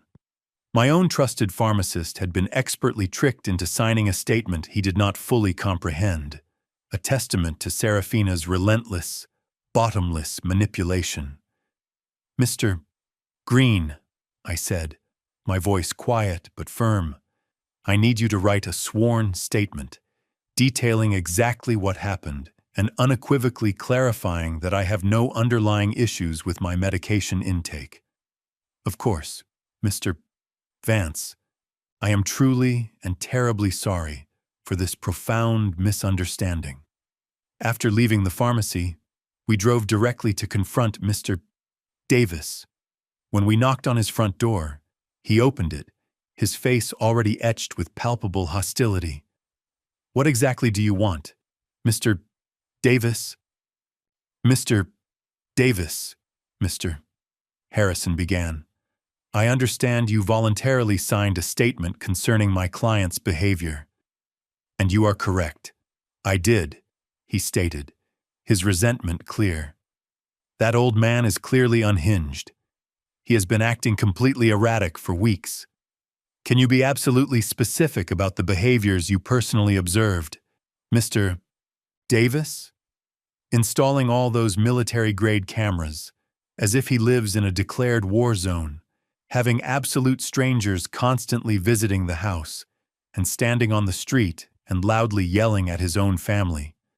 I instantly realized that Mr. Seo Davis had taken a series of completely rational, defensive actions and deliberately twisted them completely out of context, transforming the required defense of my property into the supposed evidence of my mental breakdown.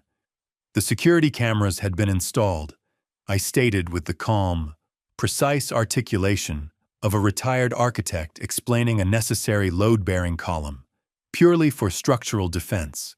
The individuals Mr. Jensen maliciously referred to as strangers were simply Mrs. Perez and my reliable circle of new, true friends, people who sought my company, not my capital, and the yelling he claimed to witness was merely the sound of Victor Sterling, the owner and inhabitant of this property, executing the necessary, aggressive defense of his personal space and financial sovereignty against the hostile, invasive actions of his son, Leo, and his daughter-in-law, Chloe. "Mr. Jensen," I challenged him, my voice controlled but heavy with the weight of verifiable fact, "do you possess the slightest comprehension of why I found it necessary to fortify my property with surveillance technology?" "No, and I don't care about your paranoia or your finances," he sneered back, his petty, self-absorbed anger a mirror of Leo's entitlement.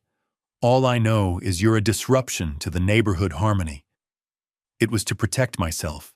I delivered the cold, hard truth. From my only son and his wife who, in a premeditated act of emotional and financial violence, illegally broke into my home without permission and explicitly threatened to seize control of my entire life's work through legal coercion. "And that," he retorted, his eyes narrowed with a cruel, superior judgment, "is exactly the kind of irrational, paranoid declaration only a truly crazy, mentally declining person would make, dismissing the absolute reality of my victimization with a single, contemptuous wave of his hand, confirming my earlier assessment that there was no logical pathway, no shared basis of reality, by which to reason with him, for his entire statement was predicated on superficial observations of my self-defense, maliciously and deliberately misinterpreted by the very people attempting to exploit me, leaving me with nothing but a white-hot core of impotent fury at the sheer injustice of his biased testimony. That evening, the cold, analytical architect took over completely, as Mr. Davies, my unflappable legal counsel, and I sat down in the quiet, focused environment of my study to meticulously plan the final, definitive phase of our defense strategy, recognizing that the fabricated claims of the hostile witnesses necessitated an immediate, overwhelming counteroffensive. "Victor," Mr. Davies stressed, tapping a pen against the court documents, "we have successfully neutralized the fabricated claims of the pharmacist, Mr. Chan, and established the clear bias of the spiteful Mr. Jensen. But we must definitively and officially refute the psychiatric opinion their lawyer, Mr. Hamilton, is relying on.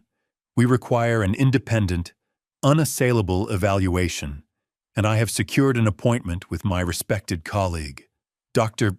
Lin, a recognized specialist in the assessment of geriatric mental capacity, who will officially and definitively confirm, with professional detachment and empirical testing, that your cognitive functions are entirely and demonstrably competent, removing the last shred of medical doubt. The terrifying possibility, however, gnawed at the structural integrity of my resolve. But Mr. Davies, what if Leo and Chloe's manipulation has already extended beyond the witnesses? What if they have preemptively bribed the judge, Judge Thompson? Or what if the entire exercise, regardless of the pristine quality of our evidence, is utterly meaningless because the decision to declare me incompetent and seize my assets has already been irrevocably made behind closed doors? My anger at this level of potential corruption is consuming. Mr. Davies, ever the pragmatist, offered a necessary reassurance, carefully measured against the inherent flaws of the judicial system. Victor, while the vast, cumbersome legal system is far from a perfect, ideal structure, it is equally not a completely corrupt one. We possess overwhelming, meticulously documented evidence of your consistently high mental competence and, critically, their transparent, documented motivations are purely financial gain, a weakness no judge can ethically ignore.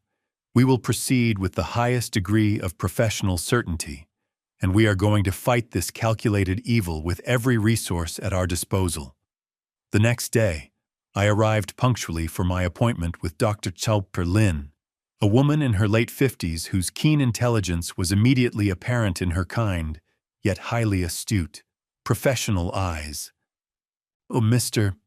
Sterling," she greeted me, her tone one of respectful clinical engagement.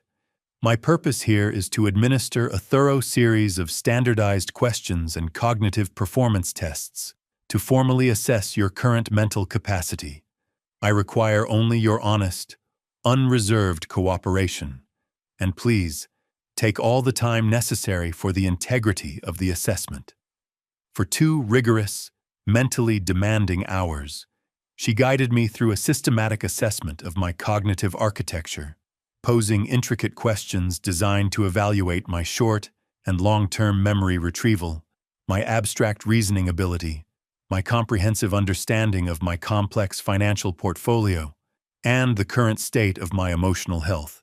She had me execute standardized cognitive performance tests and solve a battery of intricate mathematical and logical problems, the same kind of problem-solving exercises that had defined my entire professional career.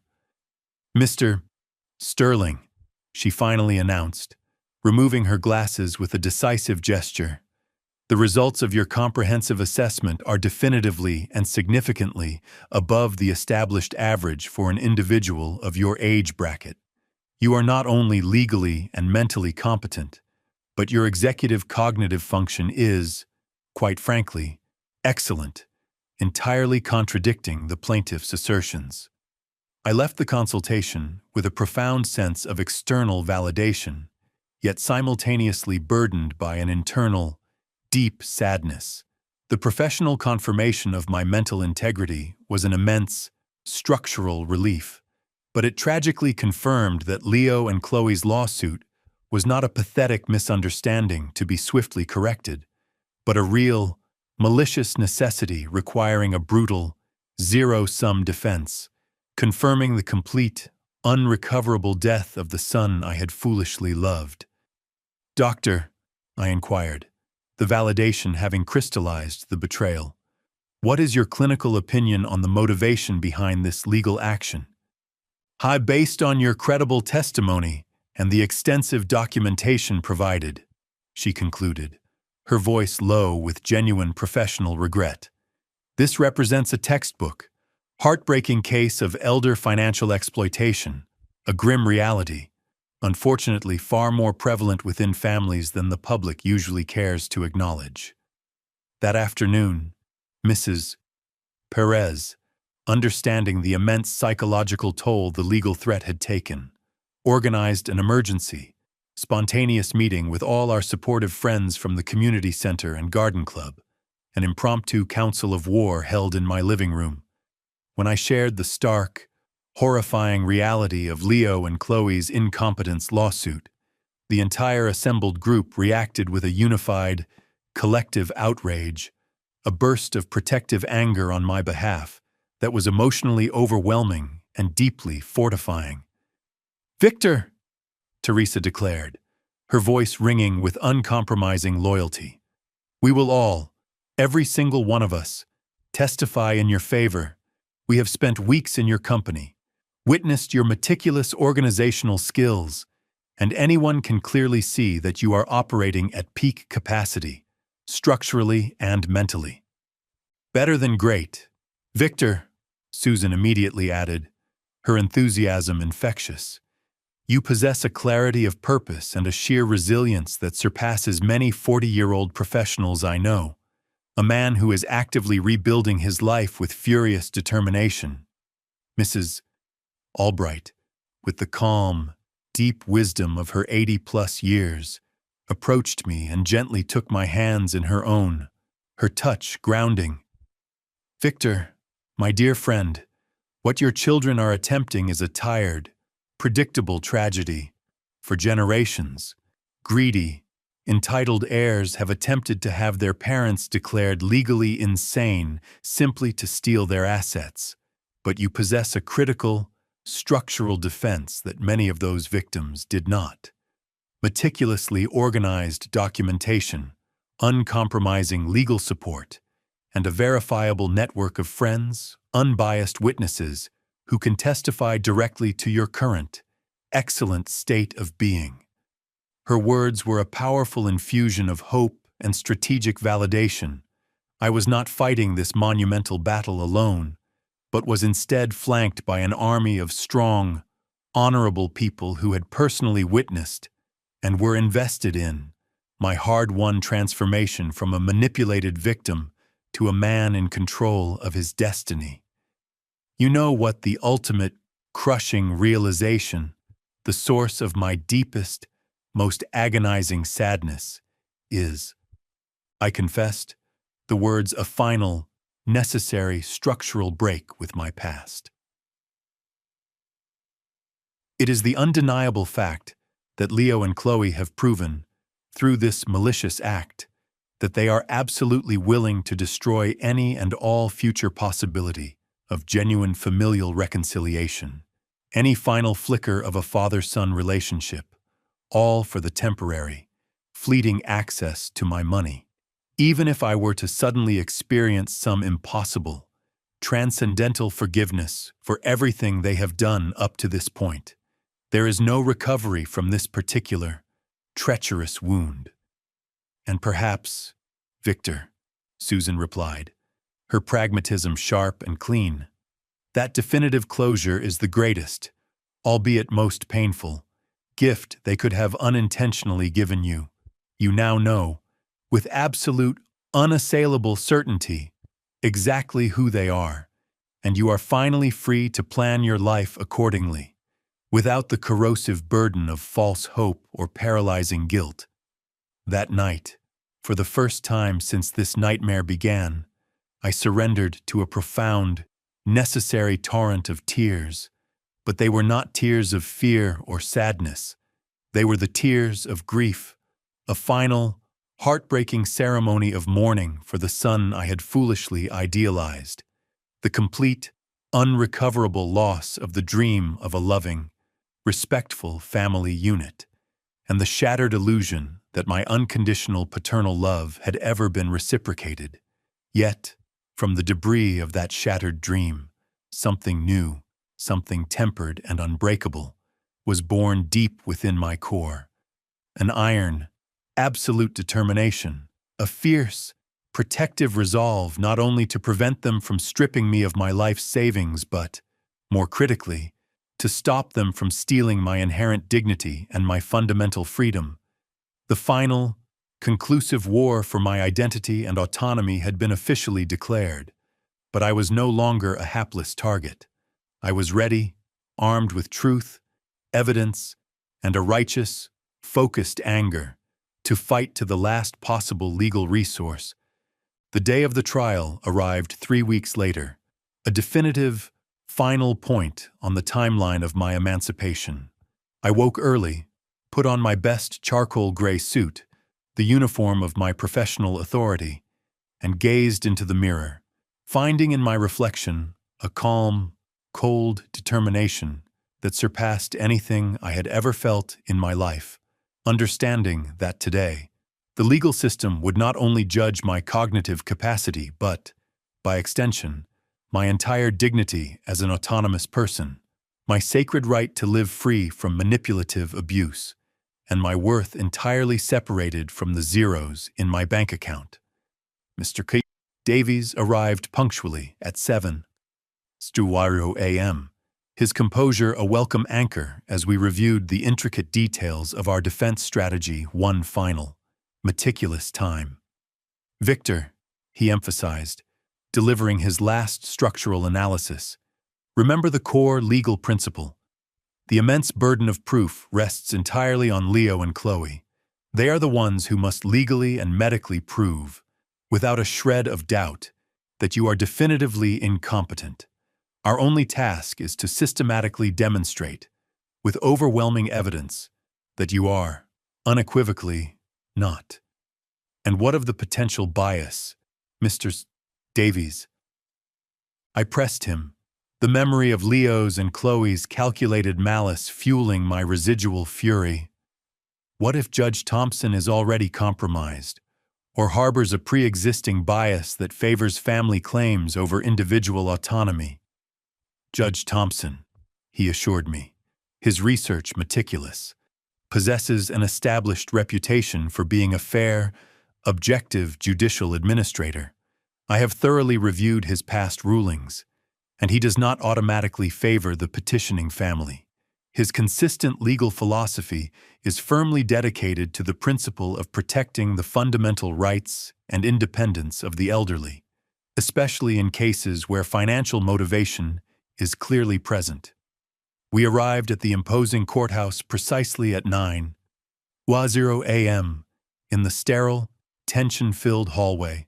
I caught sight of Leo wearing a brand-new, expensive suit, likely purchased with the expectation of an easy, immediate win, and Chloe, dressed entirely in funereal black, as if she were already attending the service for my deceased autonomy. Perhaps, in a tragic, metaphorical sense, it was precisely that, the funeral of our entire, corrupted family relationship. When my eyes met Leo's, he immediately and shamefully averted my gaze, unable to sustain the confrontation, but Chloe held mine with a cold, terrifying intensity, a look of pure, transactional malice that confirmed, beyond any doubt, that for her, this entire, devastating ordeal was nothing more than a calculated business acquisition, a hostile takeover of my personal finances. Their lawyer, Mr. Wu Hamilton, was an older, impeccably dressed man whose quiet, practiced confidence spoke volumes about his past success in exploiting similar family dynamics. When he began his opening statement, his core strategy became instantly, sickeningly clear. To maliciously reframe me, Victor Sterling, the self-made architect, as a tragically confused, mentally vulnerable old man who had been ruthlessly manipulated by opportunistic strangers in order to alienate him from his supposedly loving and deeply concerned family. Your Honor, he began, his voice artificially solemn and dripping with theatrical sympathy. Mr. Victor Sterling has exhibited a clear, documented pattern of severe mental decline in recent months. He has, without any rational, justifiable explanation, completely and abruptly cut off all financial support for his family. He has installed elaborate, entirely unnecessary security systems born of escalating paranoia. And, most critically, he has willfully isolated himself from his devoted loved ones under the manipulative influence of cynical neighbors and opportunistic lawyers who are, plainly and obviously, taking catastrophic advantage of his newly vulnerable, declining situation. Every single word, every precise nuance of his statement had been expertly crafted to distort my legitimate self-empowerment into fabricated evidence of dementia, and my hard-won, personal freedom into malicious external manipulation, a systematic linguistic assault that solidified my anger. They then began calling their chosen witnesses. Chloe was the first to testify, and her performance was nothing short of an Oscar-worthy display of utterly convincing, theatrical agony. She wept openly as she meticulously described how I had supposedly completely changed, detailing how I had allegedly become hostile, uncontrollably paranoid, and how I had isolated myself from the devoted family who, she claimed, only wanted to help me. "Your Honor," she articulated, her voice carefully trembling with feigned emotional strain, "Victor has always been like a second father to me. Witnessing his rapid mental decline has been utterly devastating to our family unit. We are simply seeking the court's intervention to ensure he receives the appropriate, necessary professional care before he completely ruins himself." It was a web of calculated, manipulative lies, perfectly wrapped in a convincing shroud of staged tears. However, when Mr. Davies began his precise, clinical cross-examination, the first, critical cracks in her manufactured narrative began to visibly appear, exposing the hollow foundation of her claims. "Mrs. Sterling," Mr. Davies asked, his tone polite but laser-focused, "can you please inform the court of the specific date? Not a general time frame, but a precise, verifiable date. When you last initiated a phone call to my client, Victor Sterling, without requesting any form of money or financial assistance?" Chloe immediately stammered, her tearful composure instantly breaking. "Well, we always discussed many things, Your Honor, not just money. Mrs. Sterling, I am requesting a specific, verifiable date. I cannot recall the exact dates off the top of my head. No. Is it a matter of verifiable fact, Mrs. Sterling, that you and your husband, Leo, were married in a secret ceremony without extending a single invitation to my client, Victor Sterling, the father of the groom? It was a profoundly small, intimate ceremony, Your Honor, held very suddenly. And is it further true, Mrs. Sterling, that when my client inquired about the sudden wedding, you explicitly informed him that you had only invited special people to the event?" Chloe's face instantly flushed a deep, telltale crimson, a clear physical manifestation of her acute professional discomfort. Those particular words were completely taken out of their intended context. "Your Honor?" "Mrs. Sterling," Mr. Davies pressed, delivering the fatal logical blow. "What, precisely, would constitute the right context in which to tell your husband's father, the man who was financing your entire adult life, that he was deliberately excluded because he was not considered a special person?" She was incapable of formulating a single, convincing, coherent answer, her silence a damning admission of her calculated cruelty. Leo was then called to the witness stand, and watching my son stand there, swearing to tell the absolute truth while preparing to spew a cascade of calculated lies about my mental health, was one of the most agonizing, profoundly painful moments of my entire life. An absolute structural collapse of the man I thought I had raised alone, the boy to whom I had dedicated my entire professional life.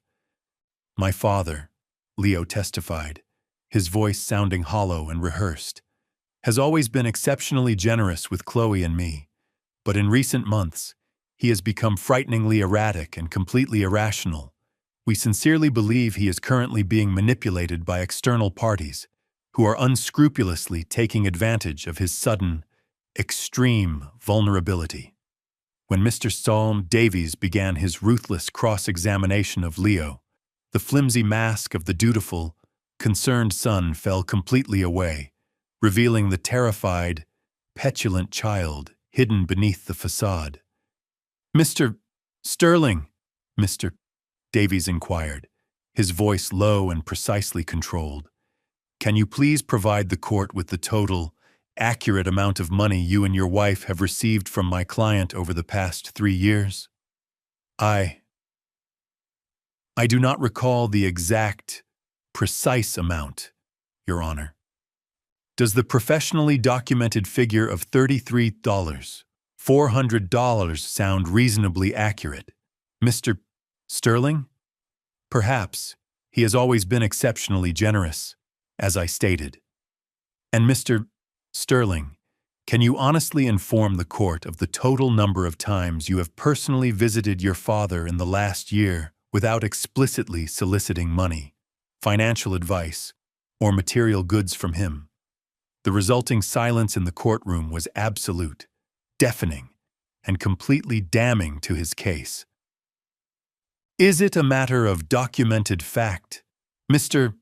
Sterling, that you and your wife illegally broke into my client's private residence without his permission and proceeded to illegally rifle through his private financial documents? We were deeply concerned for his well-being, Your Honor. That's why we acted. And is it further true that you and Chloe brought an aggressive lawyer to my client's home to coerce him into signing a power of attorney agreement without the presence of his own legal counsel?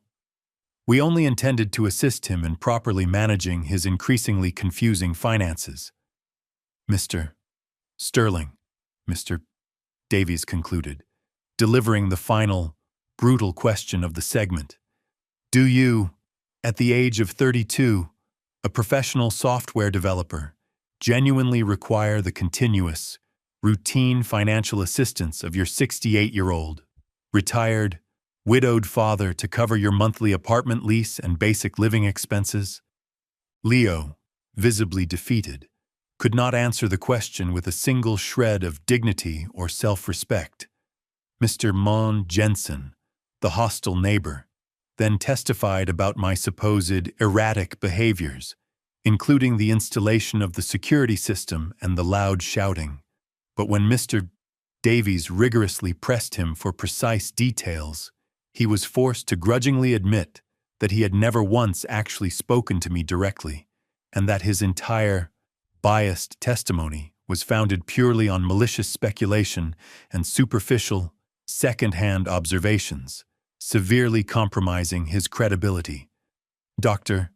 Lehman, the psychiatrist they had secured, then testified that my documented refusal to undergo his evaluation was the quintessential proof of an underlying mental decline and paranoia. However, Mr. Seo Davies immediately submitted the comprehensive documentation of my flawless evaluation with Dr. Saul Lin, which structurally and definitively refuted every single one of his clinical conclusions. Then, the court's attention finally shifted to our defense, the moment for structural truth to be revealed. Mr. Davies first called Mr. Chan, my pharmacist, who, with visible remorse, meticulously explained to the court exactly how Chloe had unscrupulously tricked him into signing a statement that distorted my medication buying habits. Dr. Lin then delivered her powerful, objective testimony concerning my excellent, verified mental state, presenting the unimpeachable results of the comprehensive cognitive tests which, she confirmed, had been flawlessly executed. Mr.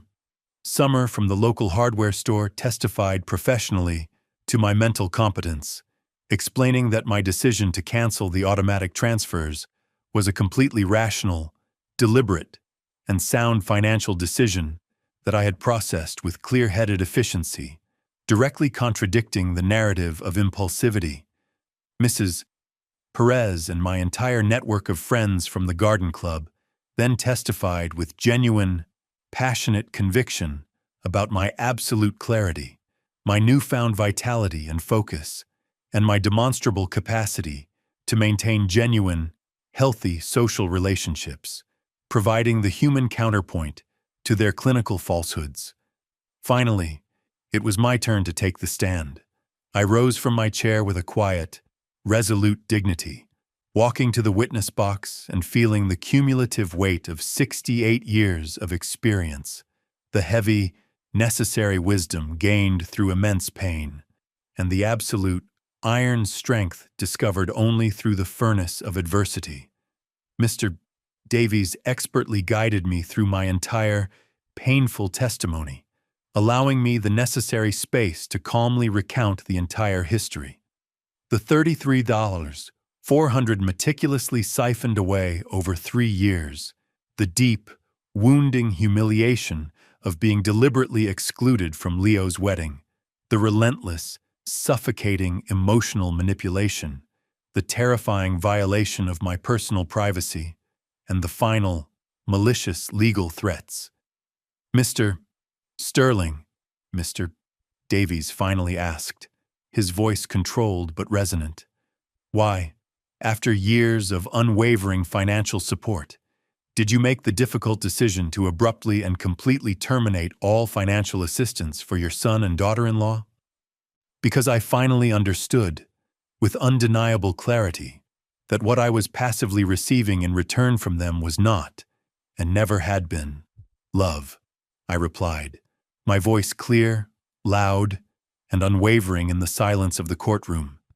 It was nothing more than a perpetual, calculated commercial transaction meticulously disguised as a family relationship. My money, my assets, were always welcome and expected, but I, Victor Sterling, the man, was always considered irrelevant and disposable. "Do you regret the ultimate decision you made, Mr. Sterling?" "My only, single regret," I stated firmly, looking directly at the Judge Thompson, "is that it took me so long to finally find the necessary clarity and courage to make it." Mr. Hamilton, Leo's lawyer, then attempted a final, desperate cross-examination, trying to paint me as confused or easily flustered, but I met every single one of his questions with the same cool-headed, architect's clarity and unassailable precision. When he attempted to imply that my new friendships had somehow manipulated me into cutting off my family, I explained, with calm, devastating honesty, that for the first time in years, I was involved in human relationships founded purely on mutual respect, genuine affection, and shared purpose, and not on the corrosive, ever-present requirement of financial interest. In his desperate closing argument, Mr.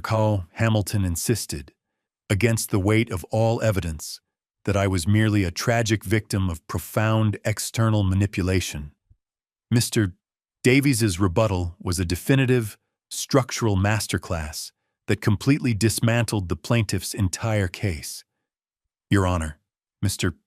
Davies concluded, his voice ringing with the sound of righteous finality, "what this court has definitively witnessed here today is not the sad case of an elderly, mentally incompetent man. It is the powerful, uplifting case of a man who has finally found the profound internal strength to completely emancipate himself from years of systematic financial and emotional abuse. The plaintiffs have utterly failed to present a single piece of real, verifiable medical evidence of mental incompetence. What they have presented to this court, Your Honor, is nothing more than the profound, wounded frustration of two financially parasitic adults whose source of easy income has finally decided to exercise his fundamental, legal, and moral right to protect his own resources and his own dignity. Judge Thompson retired to his chambers to deliberate for 2 agonizing hours, a period that stretched out, in my elevated state of tension, to feel like 2 years of suspended animation. When he finally returned, his expression was serious, unhurried, and completely clear, a sign that his decision was final and considered. After meticulously reviewing all of the evidence and testimony presented to this court, he began, his voice slow and authoritative. It is unequivocally obvious to this court that Mr. Victor Sterling is in full and complete possession of all his mental faculties. The independent, professional psychiatric evaluations submitted firmly confirm his high cognitive competence. His financial decisions, regardless of how painful or frustrating they may be for his immediate family, are entirely rational, entirely legal, and entirely within his rights as an autonomous citizen. My heart, which had been pounding a relentless, heavy rhythm against my ribs, suddenly surged with a profound, dizzying rush of pure relief. Furthermore, Judge Thompson continued, his gaze pointedly shifting toward Leo and Chloe, the overwhelming weight of the evidence presented strongly suggests that this entire legal action is fundamentally motivated by transparent financial interest and greed, rather than by any genuine, verifiable concern for Mr. Sterling's well-being. Therefore, the court completely and definitively denies the request for guardianship and closes this case immediately. I had won. I had not simply won a legal battle. I had definitively reclaimed my life, my freedom, my inherent dignity, and my fundamental right to live autonomously, entirely free from the manipulative abuse of those who had once falsely claimed to love me. As we quickly exited the courthouse, I saw Leo and Chloe locked in a furious, hushed, angry argument with their defeated lawyer. Chloe looked up and fixed me with a final, searing gaze of pure, malignant hatred before she quickly stalked away, her defeat absolute. Leo looked at me one last time, and for a fleeting second, I thought I glimpsed something in his eyes, a flicker that might have been profound regret, or perhaps merely the crushing disappointment of a ruined financial scheme. But it was already, tragically, too late for any genuine understanding or reconciliation. That night, Ms. Perez organized an impromptu celebration at my house with all our dedicated friends, a gathering filled not with extravagant excess, but with genuine, heartfelt joy. We raised our glasses and toasted not to victory, but to justice, to personal freedom, and to the unwavering, powerful sisterhood and brotherhood of strong people who support each other in the face of treachery. Victor, Mrs. Zoll Albright told me, her eyes twinkling with profound respect. Today, you did not just win a mere trial, you won back your entire, uncompromised life. She was absolutely correct. For the first time in years, the future was completely mine, an open, uncharted territory on my own blueprints. I was free to travel, free to love, free to create, and free to live without the debilitating burden of fear, the paralyzing weight of guilt, or the constant threat of financial manipulation. 3 months after the judge's definitive ruling, I sold the large, emotionally burdened house, the one that had become a battlefield, and relocated to a beautiful, modern apartment near the dynamic city center, a place entirely focused on my new future. I made the deliberate, conscious decision to donate fully half of my money to several established organizations dedicated to protecting the elderly from the insidious epidemic of family financial abuse, transforming my pain into a purposeful legacy of protection. With the remaining half, I began, with renewed vigor, to design and live the life I had always quietly yearned for. I traveled extensively throughout Europe, enrolled in advanced architectural history and art classes, and joined several active volunteer groups dedicated to providing clean water in developing nations. I never heard a single word again from Leo and Chloe, although I received indirect reports from others that they had been forced to move to a much smaller, far less desirable apartment, and that Chloe had, for the first time in her adult life, been compelled to secure a legitimate, salaried job. Perhaps, I allowed myself to think with a measure of forgiveness and acceptance. This adversity, this stark consequence of their own making, would finally teach them the valuable lessons that my endless, foolish generosity never could. The intrinsic value of honest, hard work and true, uncompromised independence. Some quiet nights, as I stand on my new balcony, looking up at the clear, infinite expanse of the stars, I often think about the fearful, manipulated man I was just a year ago, the one who pathetically believed he had to purchase his son's affection. That version of Victor Sterling is absolutely and irrevocably gone, dead and buried with the past. And in his place, a new man has been born, a man who has fully internalized a single, profound, and fundamental truth. True love never, ever has a price tag attached to it, and personal freedom is never, under any circumstances, too expensive to purchase and defend. My name is Victor Sterling. I am 68 years old, and I have finally learned that the most important person I have left to truly love, fiercely protect, and design a magnificent future for is unequivocally myself.